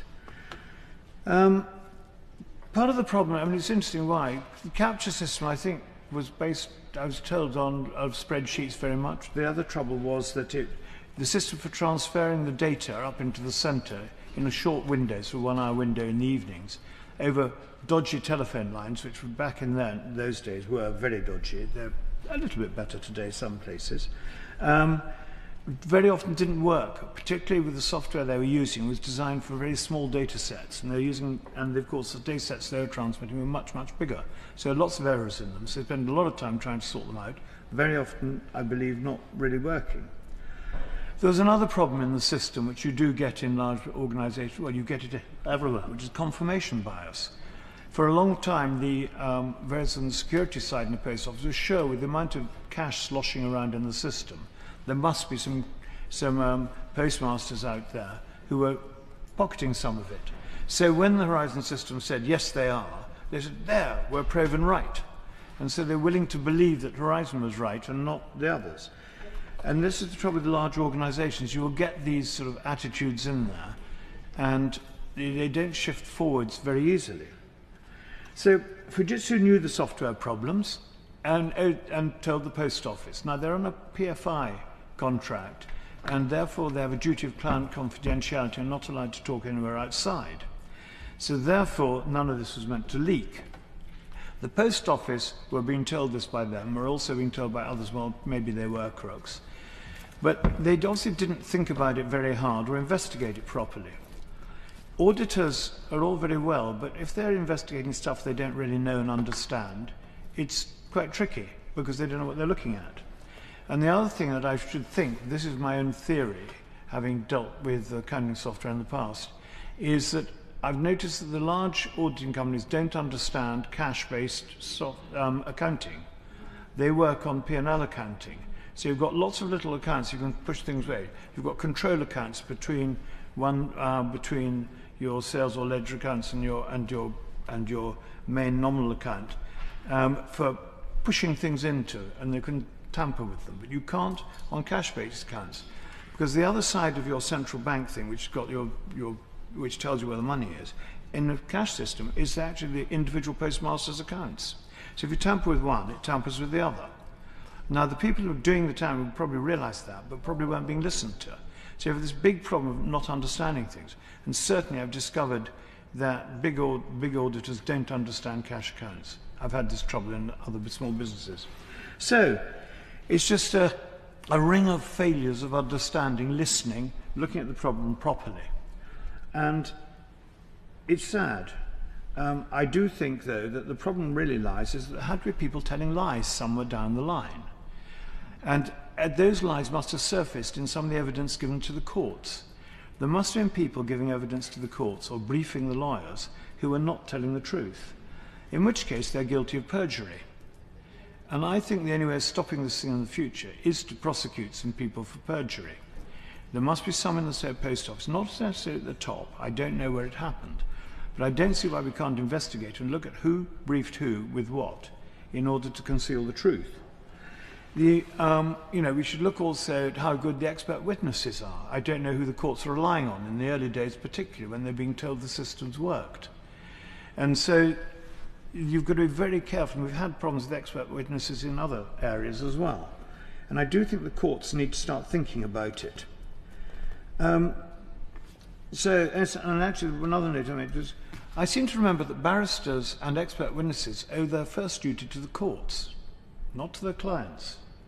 And I do think sometimes our legal profession should think about that quite seriously, because we do get these, that's how you can get these huge miscarriages of justice. And we also need to remember that large bureaucratic organisations often like to conceal things that don't go right. I remember years ago trying to get a large part of it, we better not say who actually, organisation, to adopt some software which was very good at tracking all the stuff around contracts and everything like that, so you could tell exactly who'd done what and what went wrong, everything like that. I said, oh no, we can't have that. The first rule is, if at first you don't succeed, then bid it all trace that you tried, because it was not going to be career enhancing. Anyway, enough of this cynicism. I think the sad thing about it is what happened to the postmasters and mistresses. It was absolutely dreadful. It's known like for a long time, and a lot of people colluded to hide it. And personally, I would like to see some heads roll. I think it pays for it. Yes, I think Fujitsu made a lot of money out of those contracts, so I don't see why it shouldn't ante up towards it. I think that the post office has to as well. They're hugely responsible for the whole thing. They owed a duty of care actually to their postmasters and postmistresses. And so I think we need to dig deep, but I would like to see some heads roll for lying to the courts, because that really worries me when our court system isn't working properly like that. Well, my Lords, I thank the Noble Lord Beamish for securing this debate, and I also congratulate the Noble Lord Barber of Ainsdale and Noble Lady Baroness Elliot of Whitburn for their wonderful speeches, and look forward to working with them. Survivors of the post office scandal have already suffered enough. The slowness and adversarial nature of the compensation schemes is simply adding another layer to the cruelty they have already suffered. So I have a number of questions for the Minister. Can the Minister explain why some claims are being minimised to as little as 5% when they have been fully prepared by financial assessors? Why are the claimants being asked repeatedly for more expert medical assessments? Why should Horizon Scandal Scheme applicants have to wait for their first offer before qualifying for any legal help? Can the Minister explain why 92-year-old Betty Brown is still waiting for compensation after the Minister Gareth Thomas pledged that he would find a solution 6 weeks ago? My Lords, we are seeing scandals within scandals. There is the tragic case of Mrs. Gowrie Jayakanthan, who I met last December here at a seminar I organised in the House. In 2005, under pressure from the post office, her husband committed suicide. No wrongdoing was subsequently established. In summer 2020, Mrs. Jayakanthan applied for compensation under the HSS scheme. In November 2023, her application was refused because the company through which her husband contracted for his post office had actually gone into liquidation, and her losses in the post office's view did not fall within the terms of the shortfall compensation scheme. Can I urge the Minister to meet Mrs. Jayakanthan and examine this case in detail, because justice must be seen to be done? As has already been mentioned, the cost of compensation must not fall solely on the public purse. So can the Minister explain what claims have been made against the directors and officers' insurance taken out by the Post Office? And then there is a question about Fujitsu. It played an active part in prosecution of innocent postmasters and perverted the course of justice, but it hasn't returned even a penny of the fees that it collected over the years from the Post Office. Even worse, the company is currently bidding for a new £370 million government contract, and it is confident that it would be able to renew its contract with HMRC, which was worth £240 million when last signed in 2020. Can the Minister explain why Fujitsu continues to be indulged and why, despite massive evidence, it has not been prosecuted for perverting the course of justice? And why has it not been forced to make any contribution? It should really bear, as has already been said, at least 50% of all the compensation which is to be paid. Can the Minister say whether the government has had any conversations with Fujitsu about funding Lost Chances? That is a charity set up to assist children whose parents were impacted by the Post Office scandal. From a September 2024 report prepared by Kroll Associates, we know that Horizon's predecessor, the capture system, which was operated from 1992 to 1999, was also flawed. And the government is committed to redressing the affected postmasters. Now, the point here is that Ernst & Young were the external auditors of Post Office from 1986 to 2018, the entire period of the capture and Horizon scandals. The publicly available evidence shows that the firm knew the flaws. It could not have carried out effective evaluation of internal controls and satisfied itself that the Post Office kept proper accounting records, or that their directors were able to prepare true and fair statutory financial statements. Auditors did not qualify the Post Office accounts, which did not contain any provisions for contingent liabilities arising from wrongful prosecutions, which are now falling on the public purse. On 11th February 2025, in reply to a call from the Noble Lord Arbuthnot for an inquiry into the conduct of Ernst & Young, Baroness Gustafsson told the House, and I quote, "I look forward to ultimately hearing the outcome from FRC," end of quote, implying that the regulator is looking at it. And can the Minister tell the House whether the government has formally asked the Financial Reporting Council to investigate accountants involved with the Post Office? When was that request actually made? What is the scope of that request? Ernst & Young were auditors for the whole duration of the capture and Horizon scandals, so therefore all of those audits need to be re-examined by an inquiry. Has the government asked the FRC to look at the conduct of Deloitte and PricewaterhouseCoopers as well? PwC succeeded Ernst & Young. I wish now to ask some questions about the 61 or more prosecutions of postmasters by DWP for alleged frauds, none of which has actually been quashed.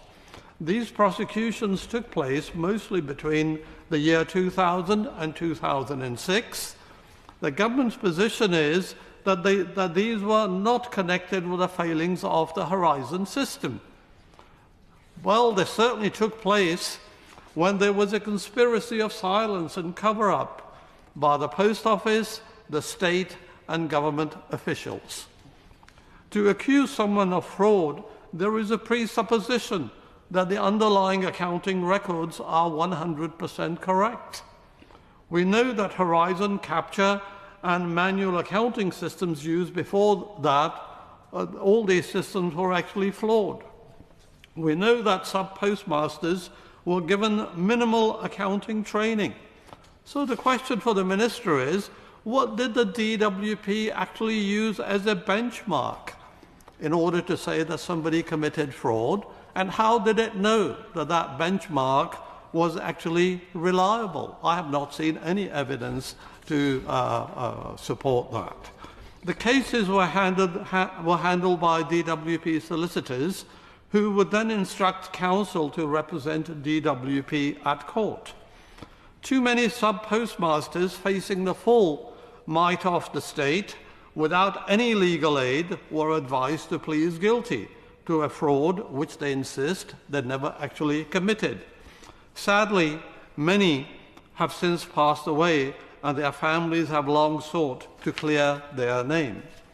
Since the date of the convictions, since the date of these DWP convictions, court transcripts and bundles of evidence relating to those convictions have been destroyed. DWP has been unable to provide any court transcript to back up its insistence that its position was correct. So how sound could these convictions have been? We have to remember that before the 2019 High Court case of Alan Bates and others versus the Post Office, the authorities insisted that convictions were sound. The rest, as they say, is history. We need an independent inquiry. I pursued this with the Minister on 24th July, and the Minister's reply, if I may read out, is, he said, on the individuals and the question of whether there should be an independent inquiry, we believe that the best way to deal with this issue now is through the current arrangements being set up, rather than by having another third party involved. I am sure that all these matters will be taken into account in the eventual recommendations. The problem here is that Sir Wyn Williams did not consider the DW prosecution of postmasters to be part of his remit. I'm sure the Minister is committed to securing justice for all, and I would encourage her now to revisit this issue and commission an inquiry. We can only win justice, and that is highly desirable. Thank you. My Lords, I congratulate Lord Beamish for securing this important and timely debate, and I echo his credit to the postmasters for their decades-long search for justice. My noble friend, Lady Ludford, highlighted the role of Nick Wallace, whose reporting also over decades exposed what was happening to many of the public. I also want to pay tribute to the many solicitors and barristers who worked with the victims over the years as well, long before they were listened to too. And it's a pleasure to follow Lord Sicker, who highlighted the delays and attempts to minimise compensation despite agreed routes to compensation. This is a key issue, and he's right that this is further scandals within scandals. I also want to congratulate the two new peers on their maiden speeches. Lady Elliot of Whitburn Bay talked about the lack of progress of the compensation scheme. She's right, and even though there is some progress, we haven't had, as we've heard in this excellent debate, there are certainly problems, and particularly snail-like reviews over complex cases in particular.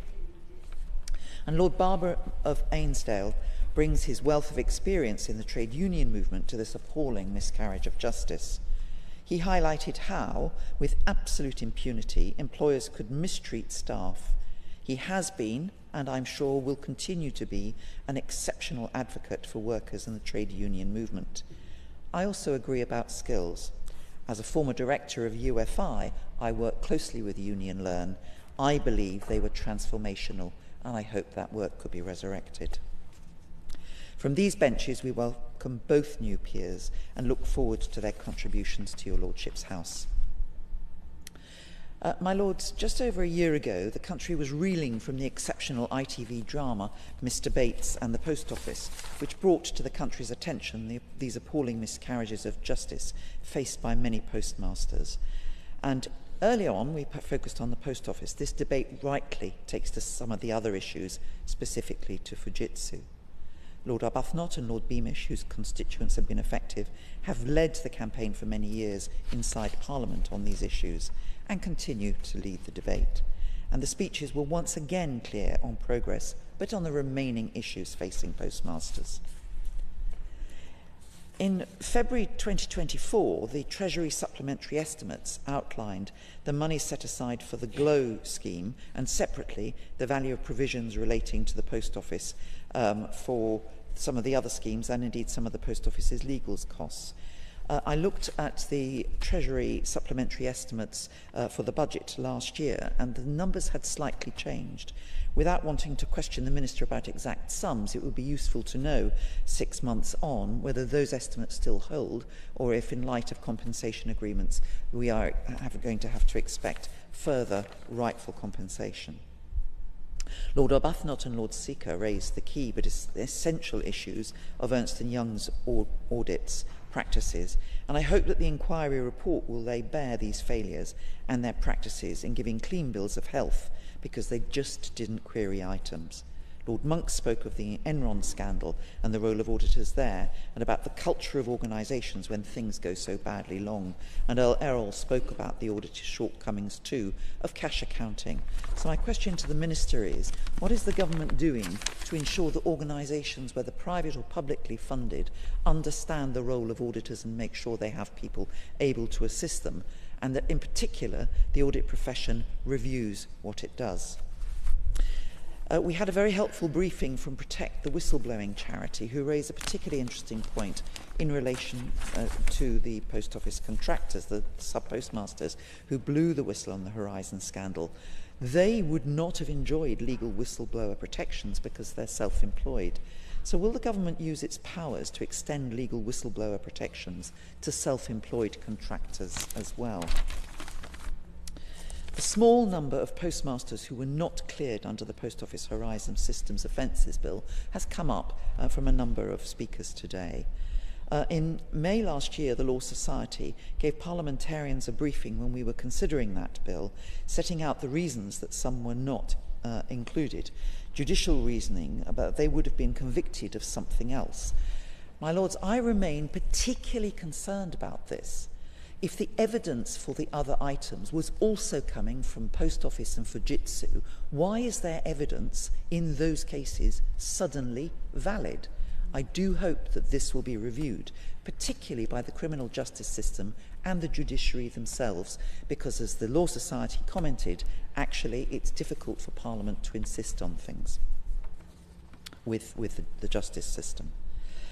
Can the Minister say how the appeal cases of those few who were excluded from the general cancellation for wrongful convictions is proceeding, and whether any doubt is being given about the substantial evidence provided by Post Office and Fujitsu in those convictions? There's also been some mention, as has elsewhere in Parliament over the last year, about the capture scheme. Lord Beamish said it's now clear that there are certainly problems, and I'm really grateful that he highlighted the issues in the first place. Earl Errol outlined some of the technical problems with capture. Who amongst us doesn't remember dodgy phone lines when attempting to transmit data in the 80s and 90s? I certainly do. It's really important to see whether there are miscarriages of justice through this scheme. One of the points that I kept raising, really from this time last year onwards, as we were discussing the Post Office Horizon scheme, was what will happen when it's realised that the capture scheme victims also deserve to have their convictions overturned. And I asked then whether or not it would be possible to amend by regulation the Post Office Horizon Offences Act rather than have to start with new legislation, because it would be dreadful to have to start all over again. I wonder if the Minister can update the House on that, and also on the issues relating to the capture scheme and what the government plans to do. We saw the report was published last autumn, but it's really important that we do get speedy responses on this particular issue. But sitting behind all of this, my Lords, is Fujitsu. And Lord Beamish is right to highlight Fujitsu's consistent line for so many years that it was not possible to adjust Horizon remotely, which supported prosecution of postmaster. Only through seeing Fujitsu staff on the witness stand at the inquiry having to admit that they regularly change data did we realise the scale of what had been happening. I echo Lord Beamish's concerns about Fujitsu's silence, and it continues to be appalling that they have not yet announced how much they will contribute to compensation. But above all, why did the last government, after they realised what was happening, and indeed the new government, give and continue to consider Fujitsu for new contracts? My noble friend Lady Ludford highlighted the omissions from the Horizon shortfall scheme and how actually there are now different standards being used by some of the assessors, which seems to be very concerning. I have heard these too. So can the Minister say if these are being addressed?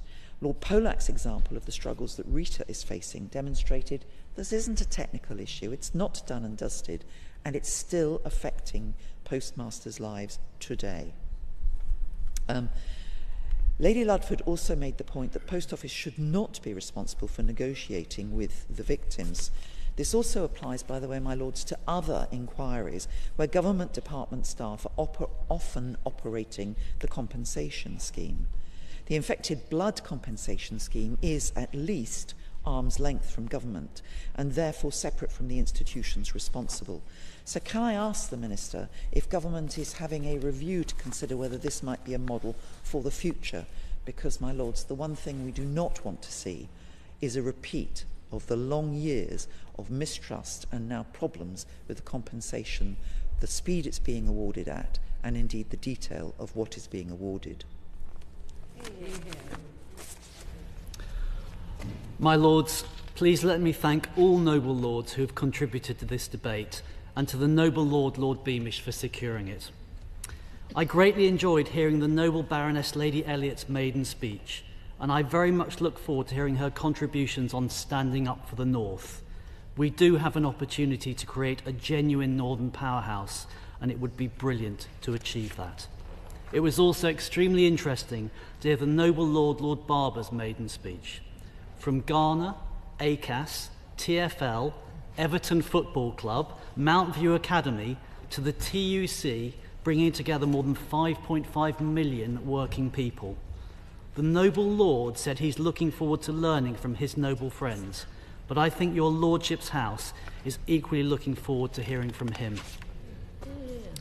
It would be remiss of me not to pay a special tribute to the noble Lord Arbuthnot, and rather than my words, please let me quote some of the many articles which highlight his amazing contribution which resulted in justice for postmasters, and I quote, "One of the figures who comes out of the Post Office scandal with universal and unequivocal praise is Lord Arbuthnot.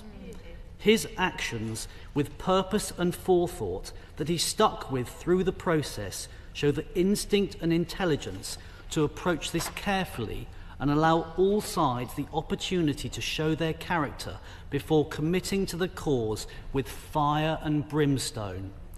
And we should all be incredibly grateful that both he and the noble Lord Beamish did commit to the cause with fire and brimstone, because this was unfortunately one of the gravest miscarriages of justice in recent times.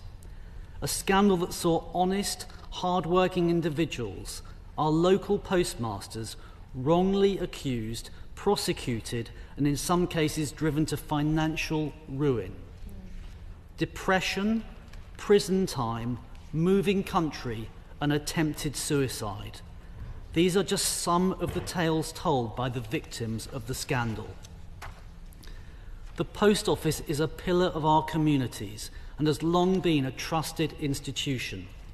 But between 1999 and 2015, hundreds of postmasters faced devastating consequences due to the faults in the Horizon IT system, supplied by International Computers Limited, which was later fully incorporated into Fujitsu. These errors falsely suggested financial shortfalls, leading to suspensions, wrongful prosecutions, and untold suffering. So my first question to the noble Baroness the Minister is, what measures will His Majesty's Government implement to prevent such a miscarriage of justice from occurring again in the future? The government has indeed acknowledged this injustice and has worked to provide compensation with the Post Office Horizon System Compensation Bill being introduced to ensure that victims receive full and fair redress. And as of 31st of January 2025, approximately £663 million has been paid across multiple schemes, which is part of a total £1.8 billion set aside for compensation costs. But despite these efforts, we must ask, is justice being delivered swiftly enough? The noble Baroness Lady Ludford and my noble friend Lord Pollack mentioned legal complexity and speed of claims. And the Business and Trade Select Committee recently raised serious concerns about the pace and complexity of the compensation process. Whilst payments have increased, delays persist. The committee's report describes the process as akin to a second trial for victims. Postmasters should not have to navigate an overly bureaucratic system to receive what is rightfully theirs after what they have already been put through. The committee has stated that while redress schemes are moving faster, they are still not fast enough. So we have to ask the noble Baroness the Minister, what specific measures can be taken to accelerate these compensation payments? The recommendations put forth by the committee must also be seriously considered. We must remove the Post Office from administering any redress schemes. We must offer upfront legal advice to claimants, and we must introduce strict timelines to expedite claims. And furthermore, His Majesty's official opposition believes an independent adjudicator should oversee the process to ensure fairness, with legal costs being scrutinised to prevent further exploitation of the victims. My Lords, as mentioned by the noble Lord Beamish, the noble Lord Arbuthnot, the noble Baroness Lady Elliot, the noble Lord Hastings, the noble Lord Pollack, and the noble Baroness Lady Brinton, Fujitsu cannot evade accountability. The company must take financial responsibility for its role in this disaster. As the inquiry nears its conclusion, it is imperative that Fujitsu contributes meaningfully to the compensation efforts. Justice demands nothing less. The National Federation of Sub-Postmasters has raised concerns that progress on addressing the scandal has only been expedited due to public scrutiny and the ongoing inquiry. The NFSP has questioned what will happen once the inquiry concludes, particularly regarding Fujitsu's contribution to compensation.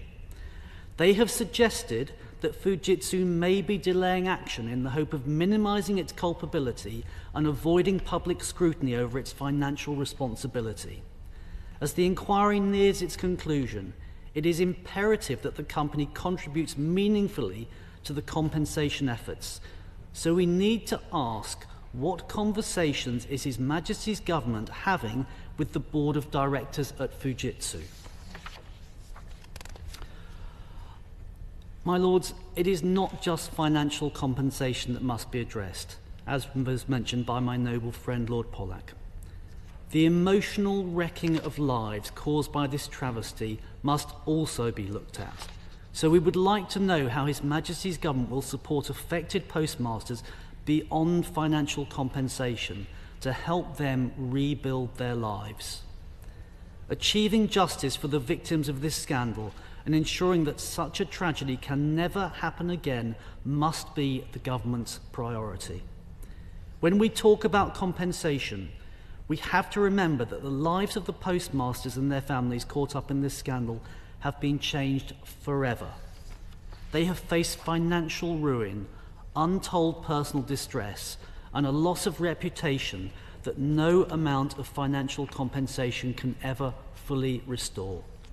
It is of paramount importance that we recognise we have a clear moral duty to right those wrongs to the best of our ability. His Majesty's government must set out a plan for how they will notify eligible postmasters of compensation, and we have to ask, What steps will they take to ensure all affected individuals are reached? And finally, my lords, please allow me to quote the noble Baroness Lady Ffoulkes, a hugely respected veteran of both the other place and your lordship's house, who spoke with such great authority when she challenged His Majesty's government on a similar topic, and the same applies here for all of the postmasters who deserve compensation. And I quote, "The government machine needs to get more of a move on than it usually does in these matters. Will the noble Baroness the Minister take as her motto a cry often heard in the streets, 'When do we want it? We want it now, please.'" Yeah. Well done. My Lords, firstly I would like to welcome my noble friend Lord Barber of Ainsdale and my noble friend Lady Baroness Elliot of Whitburn Bay and congratulate them on their maiden speeches. I'm sure this House would agree with me that they both bring a wealth of experience, particularly of speaking up for working people, and I look forward to working closely with them as they navigate their way through our shared UK growth missions. And my noble friend Baroness Elliot will be, I'm sure the House agrees, an important northern voice in this chamber, I'm sure the House will also agree that we will all benefit from the noble Lord Barber's experience in arbitration and conciliation. We have a lot to learn from him in that regard. My Lords, I'm pleased to respond for the government, and I thank the noble Lord for bringing forward this motion and allowing us to debate this very important issue. And I do pay tribute to the noble Lord, Lord Beamish's work alongside Lord Arbuthnot. As a member of the Horizon Compensation Advisory Board, they have helped guide and shape the government's work in this area. And like Lord Beamish, I'd also like to pay tribute to Alan Bates and the 550 who took the case to court and finally shone a light on the whole of the role of the Post Office in deliberately hiding the truth. And I also agree with the noble Lady Baroness Ludford that certain members of the press, ITV have also obviously been mentioned, but particularly Nick Wallace, played an important role in first shining a light on this in a very dogged and determined way and brought it certainly to my attention for the first time. I welcome this opportunity to provide an update on the progress of the Horizon redress schemes and also to discuss the contribution of Fujitsu to the costs of the scandal. My Lords, this scandal was one of the worst miscarriages of justice in this country's history. Redress for the postmasters whose lives were scarred by it is of great importance to the new government. A number of noble lords gave very moving examples of the individuals impacted by this scandal and their lives being torn apart as a result, including Lord Pollack, Lord Beamish and my noble friend Baroness Elliot.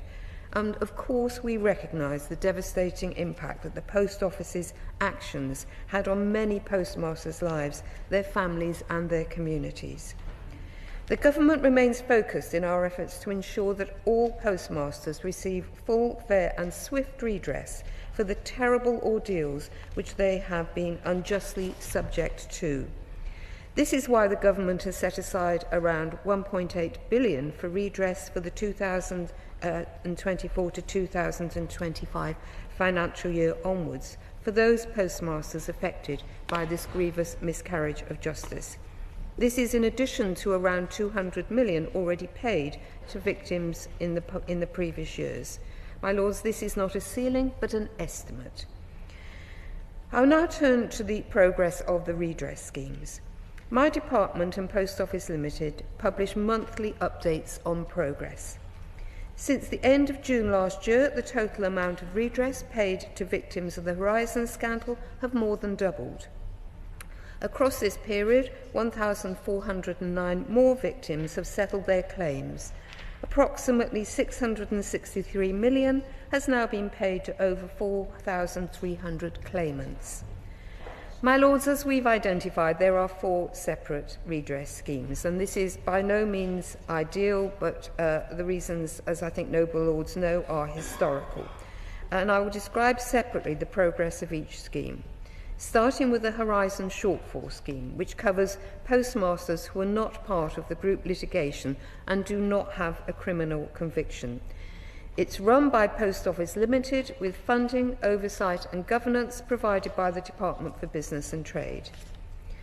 Approximately £315 million has been paid under this scheme, but it has delivered redress too slowly for two reasons.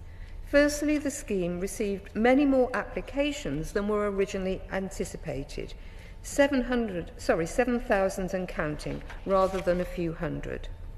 Second, amounts are decided by a panel independent of the Post Office.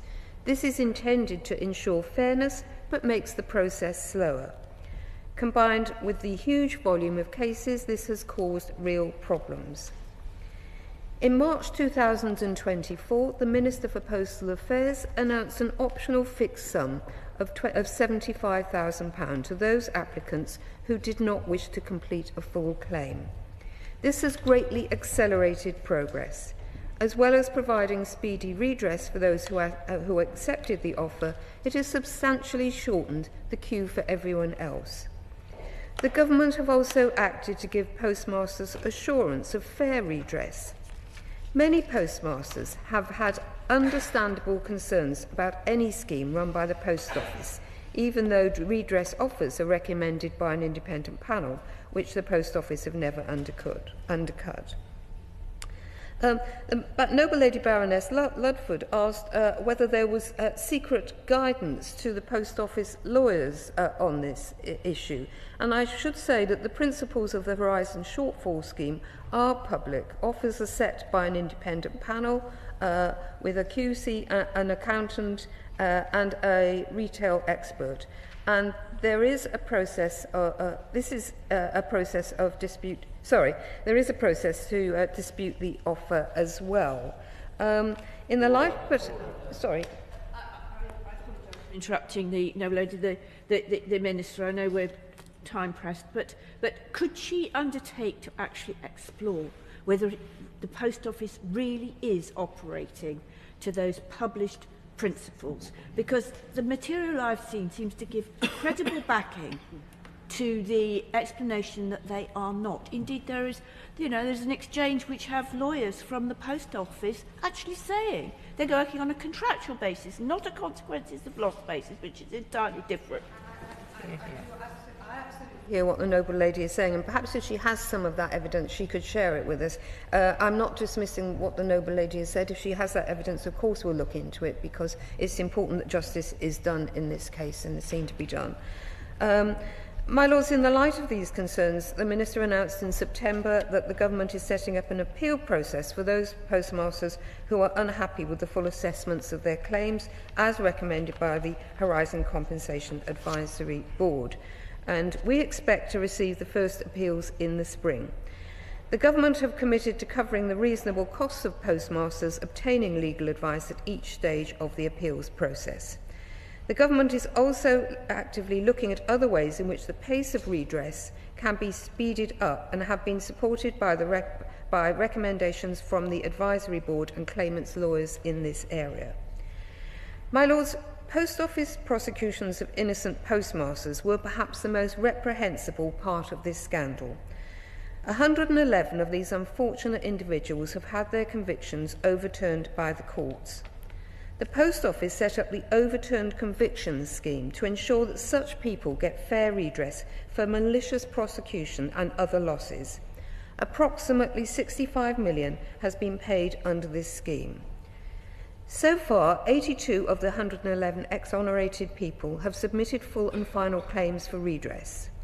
In response, 73 redress offers have been made and 66 accepted and paid. This scheme provides the option of an upfront offer of £600,000 claimants, ensuring swift redress is provided to those victims who do not wish to submit a full claim. This is larger than the fixed offer in the HSS, reflecting the greater harm done to those who were convicted. As of the 3rd of January, 58 people had chosen to accept that offer. My Lords, the House will recall the widespread concern that people convicted as a result of the scandal were not being exonerated by the courts, often because the evidence had gone or because they could not face a further legal fight. These people were therefore exonerated en masse in Parliament in May of last year. As of the 7th of February, 557 individuals in England and Wales have been sent a letter informing them that they have had at least one conviction quashed by the Act. The devolved administrations in Scotland and Northern Ireland are running parallel exercises. In July last year, the government launched the Horizon Convictions Redress Scheme to address the suffering of these people, wherever they are in the UK, and I'm pleased to report that it has made excellent progress. Under this scheme, eligible applicants are entitled to an interim payment of £200,000. They can then opt to have their claims individually assessed or take the fixed offer of £600,000. The Noble Lady Baroness Ludford said that 72% of people in this redress scheme have not yet been paid. But I would say that most of the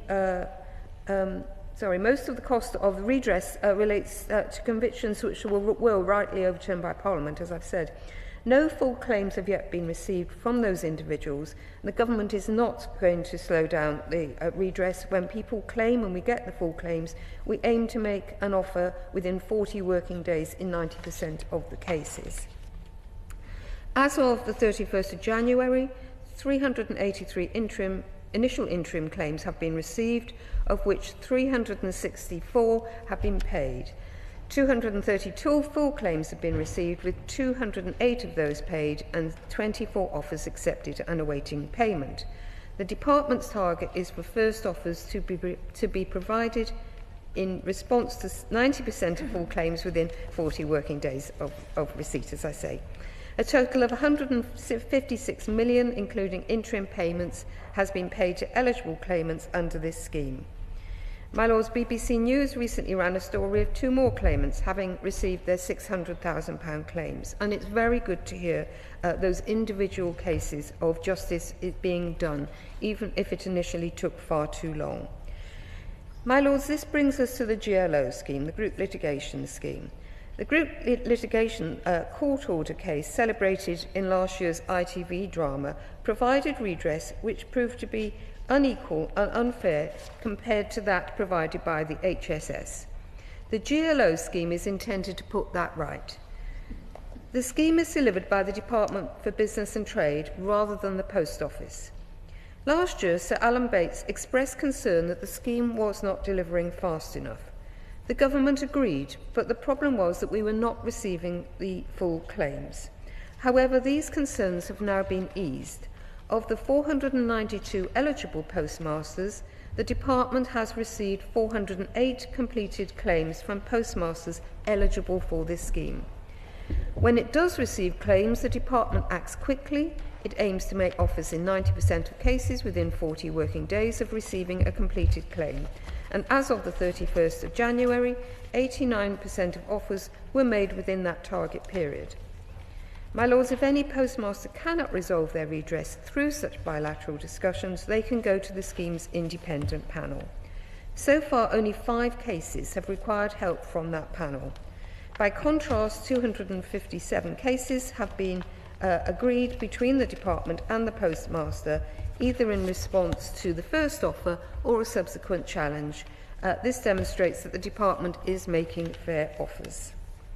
A total of £128 million, including interim payments, has been paid to post office under the GLO scheme. And the government expects to have paid redress to the great majority of the GLO claimants by the 31st of March 2025. My Lords, my noble friend Lord Seeker raised the question about the DWP convictions. And I can assure my noble friend that the Minister for Transformation is looking into this and a review is being established, and I hope to provide more information about that. My noble friend also raised questions about the Lost Chances charity, and a meeting has been arranged between them and my colleague Minister Thomas. My Lords, we've been talking about the Horizon redress schemes, but as noble lords have pointed out, a predecessor scheme known as the capture scheme also involved errors and bugs which affected some postmasters. I pay tribute to the tireless advocacy on behalf of this group of my noble friend Lord Beamish. In response, the Minister announced on the 17th of December last year that the government will be providing full and fair redress to those postmasters who were victims of errors and bugs in the capture programme. The government will continue to discuss this work with my noble friend Lord Beamish and will return to the House in the spring with an update. If I now move on to Fujitsu. Fujitsu supplied the Horizon software at the heart of this scandal. The sorry tale of its introduction has been fully explored by Sir Win Williams' public inquiry. The government, of course, welcomes Fujitsu's acknowledgement of a moral obligation to contribute to the cost of the scandal. It continues to talk regularly to Fujitsu about this. The Post Office Minister will be meeting with Fujitsu's Europe CEO, shortly. The noble Lord Arbuthnot asked if Fujitsu were in jail, would we be giving them the millions that we are currently giving them? And it is true that Fujitsu, of course, have admitted wrongdoing, but we at the moment don't know whether it's criminal. Deciding on that before reviewing the evidence is part of what has caused the scandal, and we should not repeat it. From their apology, Fujitsu recognised that they have a civil liability, and this will be dealt with through the financial contributions which they have promised.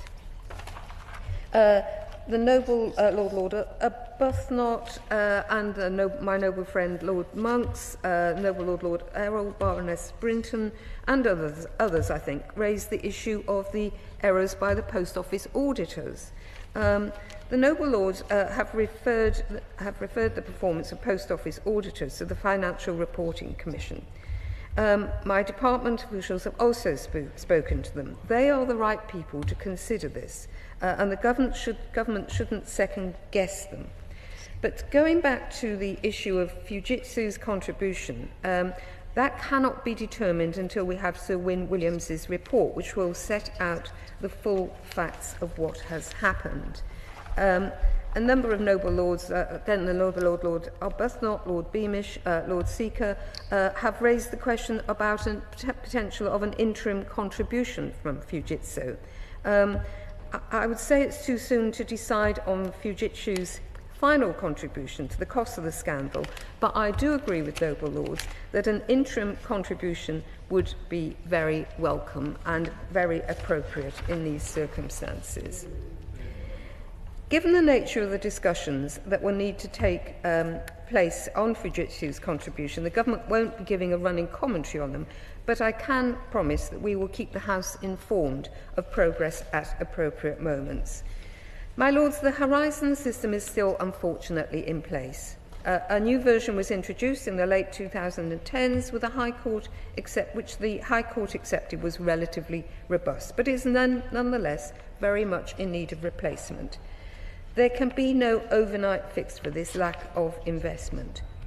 We are working with the Post Office to secure a new system which is fit for purpose and which will not involve Fujitsu. In the meantime, unfortunately, the Post Office is still dependent on the Horizon system to run its branches. I understand the widespread desire to see Fujitsu out of the Post Office picture immediately, but the only way to achieve this would be to shut down every local post office and deny citizens the vital services which they provide. We don't think we can do that, and so Fujitsu must for the time being remain. The Post Office has extended their contract until March 2026, but is looking to reduce their input as soon as possible. Recognising their responsibility for the scandal, Fujitsu have voluntarily paused bidding for new government contracts. However, the Post Office is not the only area where government needs help, which is only practical from Fujitsu. So whilst we agree with Fujitsu's decision not to bid for government contracts in general, there will be situations where existing contracts do need to be extended or new ones begun, although generally in connection with existing services. We, of course, understand why that is undesirable, but it's only being done because at the moment there are no viable alternatives. There have been allegations in the media that Fujitsu is seeking and receiving contracts beyond those limits. I assure the House that this is not the case. The Crown representative and his team in the Cabinet Office, who are overseeing all of the government's dealings with Fujitsu, are keeping a close watch on the situation. My Lords, I agree with all noble lords that individuals and companies responsible for the Horizon scandal must be held to account. And the Metropolitan Police are keeping a close eye on the Williams inquiry and have a number of staff working on this. Noble Lord Hastings asked about law processes and their involvement. And the Solicitors Regulation Authority have said that they have more than 20 live investigations into solicitors and law firms relating to the scandal. And there are other channels of accountability too, and all of these need to be investigated in due course. My noble friend Lord Monks rightly raised the question of the wholesale culture change needed at the Post Office. And my noble friend Lord Seeker raised specific questions about the culpability of the directors. This will all be covered in Sir Win Williams' report, which will establish what happened, what went wrong, and why. Going forward, Lord Beamish raised the question about an independent body.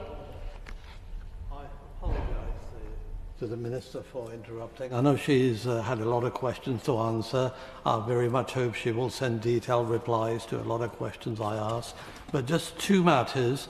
One was the case of a 92-year-old Mrs. Betty Brown, who, despite promises from the Minister 6 weeks ago, still is waiting for her compensation. And secondly, I said, could the Minister meet me and a Mrs. Gowrie, Jack Canton, who've been refused any compensation, and her husband, unfortunately, had committed suicide under pressure from Post Office allegations. Would she be good enough to meet us, please? So I was going to go on and to say that a number of noble lords have asked very specific questions, and I will, of course, I just want to just deal very, very quickly with the idea that there should be an independent body for redress in the future, and that is certainly something that we are looking into, and I think that's a very helpful suggestion that is coming forward, I think, from the Horizon Compensation Advisory Board, amongst others.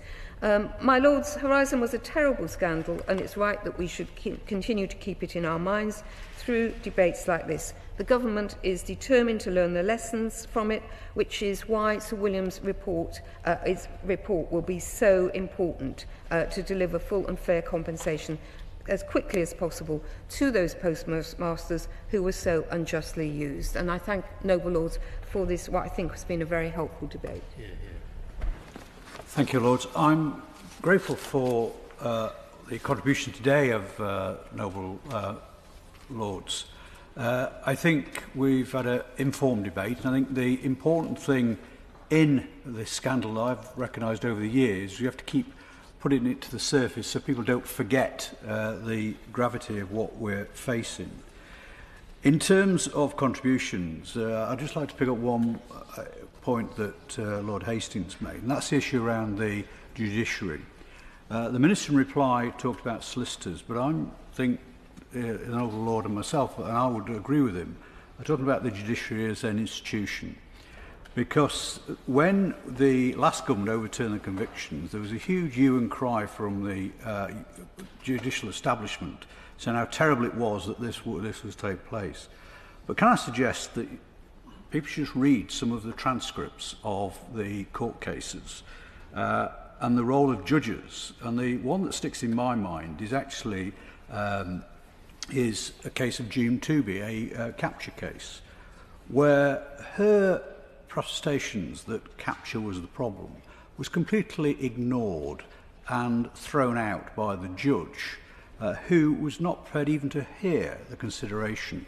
So although there is cases being taken against solicitors. I think the Judiciary just need to have a look at their role in this, because there is no way this could have happened without very few inquiring minds being asked. And I would ask the Justice Department to actually perhaps look at that. I think in terms of the role of auditors, that is unfinished business. And I'm sorry, I don't accept it's good enough from the government to just say that it's down to the regulator to look at that. This would, and it was a point that kept being asked by over the years by many sub-postmasters, what happened to their money? Well, if the accountants didn't know where the money was in the system, you know, even though they were signed off, and no doubt being paid Ernest Young and others, you know, millions of pounds for their advice. Now, I understand the government's position in terms of, and others wanted to wait for Sir Win Williams' report to be published. But I think it's being used as an excuse. Most of the information is out there now. And certainly in Fujitsu's case, it's there, and they've admitted to their role in this. I do welcome the Minister's support for my suggestion that Fujitsu should support and pay an interim payment.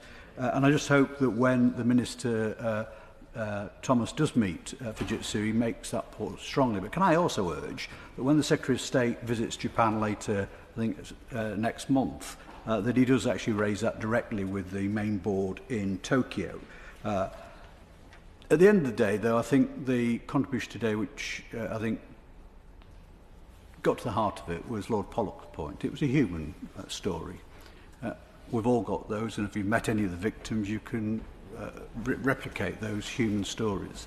At the end of the day, this is about individuals who, again, were hard-working, solid citizens. They were pillars of their local community and were absolutely devastated and ruined by these acts against them.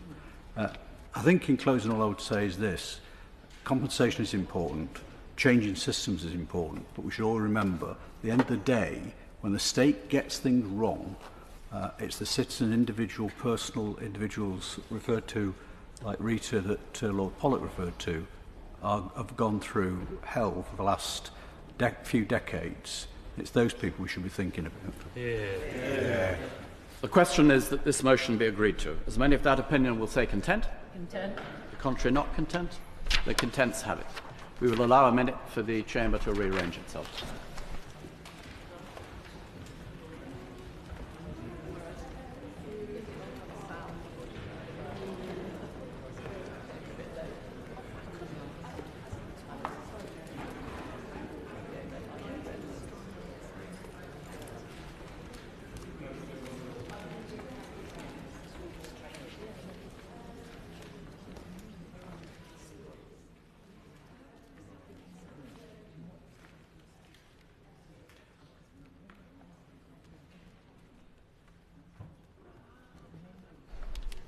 Question for short debate: progress to reduce the number of British citizens being held by the Iranian regime. The Lord Bishop of Chelmsford. My Lords, I'm grateful to be allocated for this time to be allocated for this debate, and I look forward to the range of contributions as well as the response from the Noble Lord the Minister. I must first declare my personal interest in the subject. I come originally from Iran. I was born in the beautiful and historic city of Esfahan, and I left as a teenager with my family following the impact of the Islamic Revolution on the small Anglican church community that we were part of, and in particular the attempt on my father's life and the murder of my 24-year-old brother. As I've said before in this chamber, none of this has left me with ill will towards my homeland, but rather a profound sense of sadness at its current plight. I retain a deep love for Iran, its beauty and its ancient civilization, and I have great respect for my fellow countryfolk, many of whom suffer in an increasingly intolerable situation or find themselves part of the growing diaspora community. I still hope one day to travel back to Iran myself, but for now this is not possible because of the current regime. Many in Iran feel trapped. They are desperately seeking political change, but they face stark choices. Submit to the unbearable strictures imposed on everyday life, attempt to leave, or risk the realities of brutal and crushing suppression. The situation is intolerable under a regime that has persecuted, imprisoned, tortured, and killed so many people. Noble Lords will be aware of the plight of Craig and Lindsay Foreman. I'm sure that His Majesty's government are doing all they can to secure their release. And as this is an extremely sensitive situation, I'll refrain from commenting on their particular case further, other than to say that my thoughts and prayers are with the Foremans and their family at this difficult time.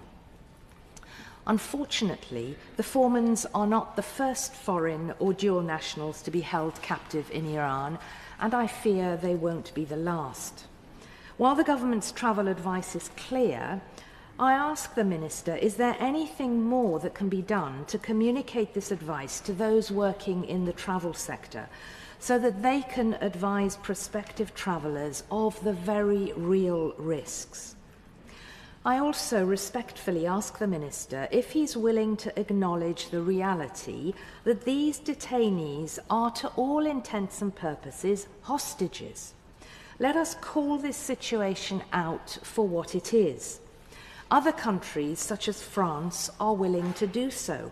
And I can't help thinking that the more that European and indeed other countries speak as well as act with one voice, the greater the pressure on Iran to change its approach.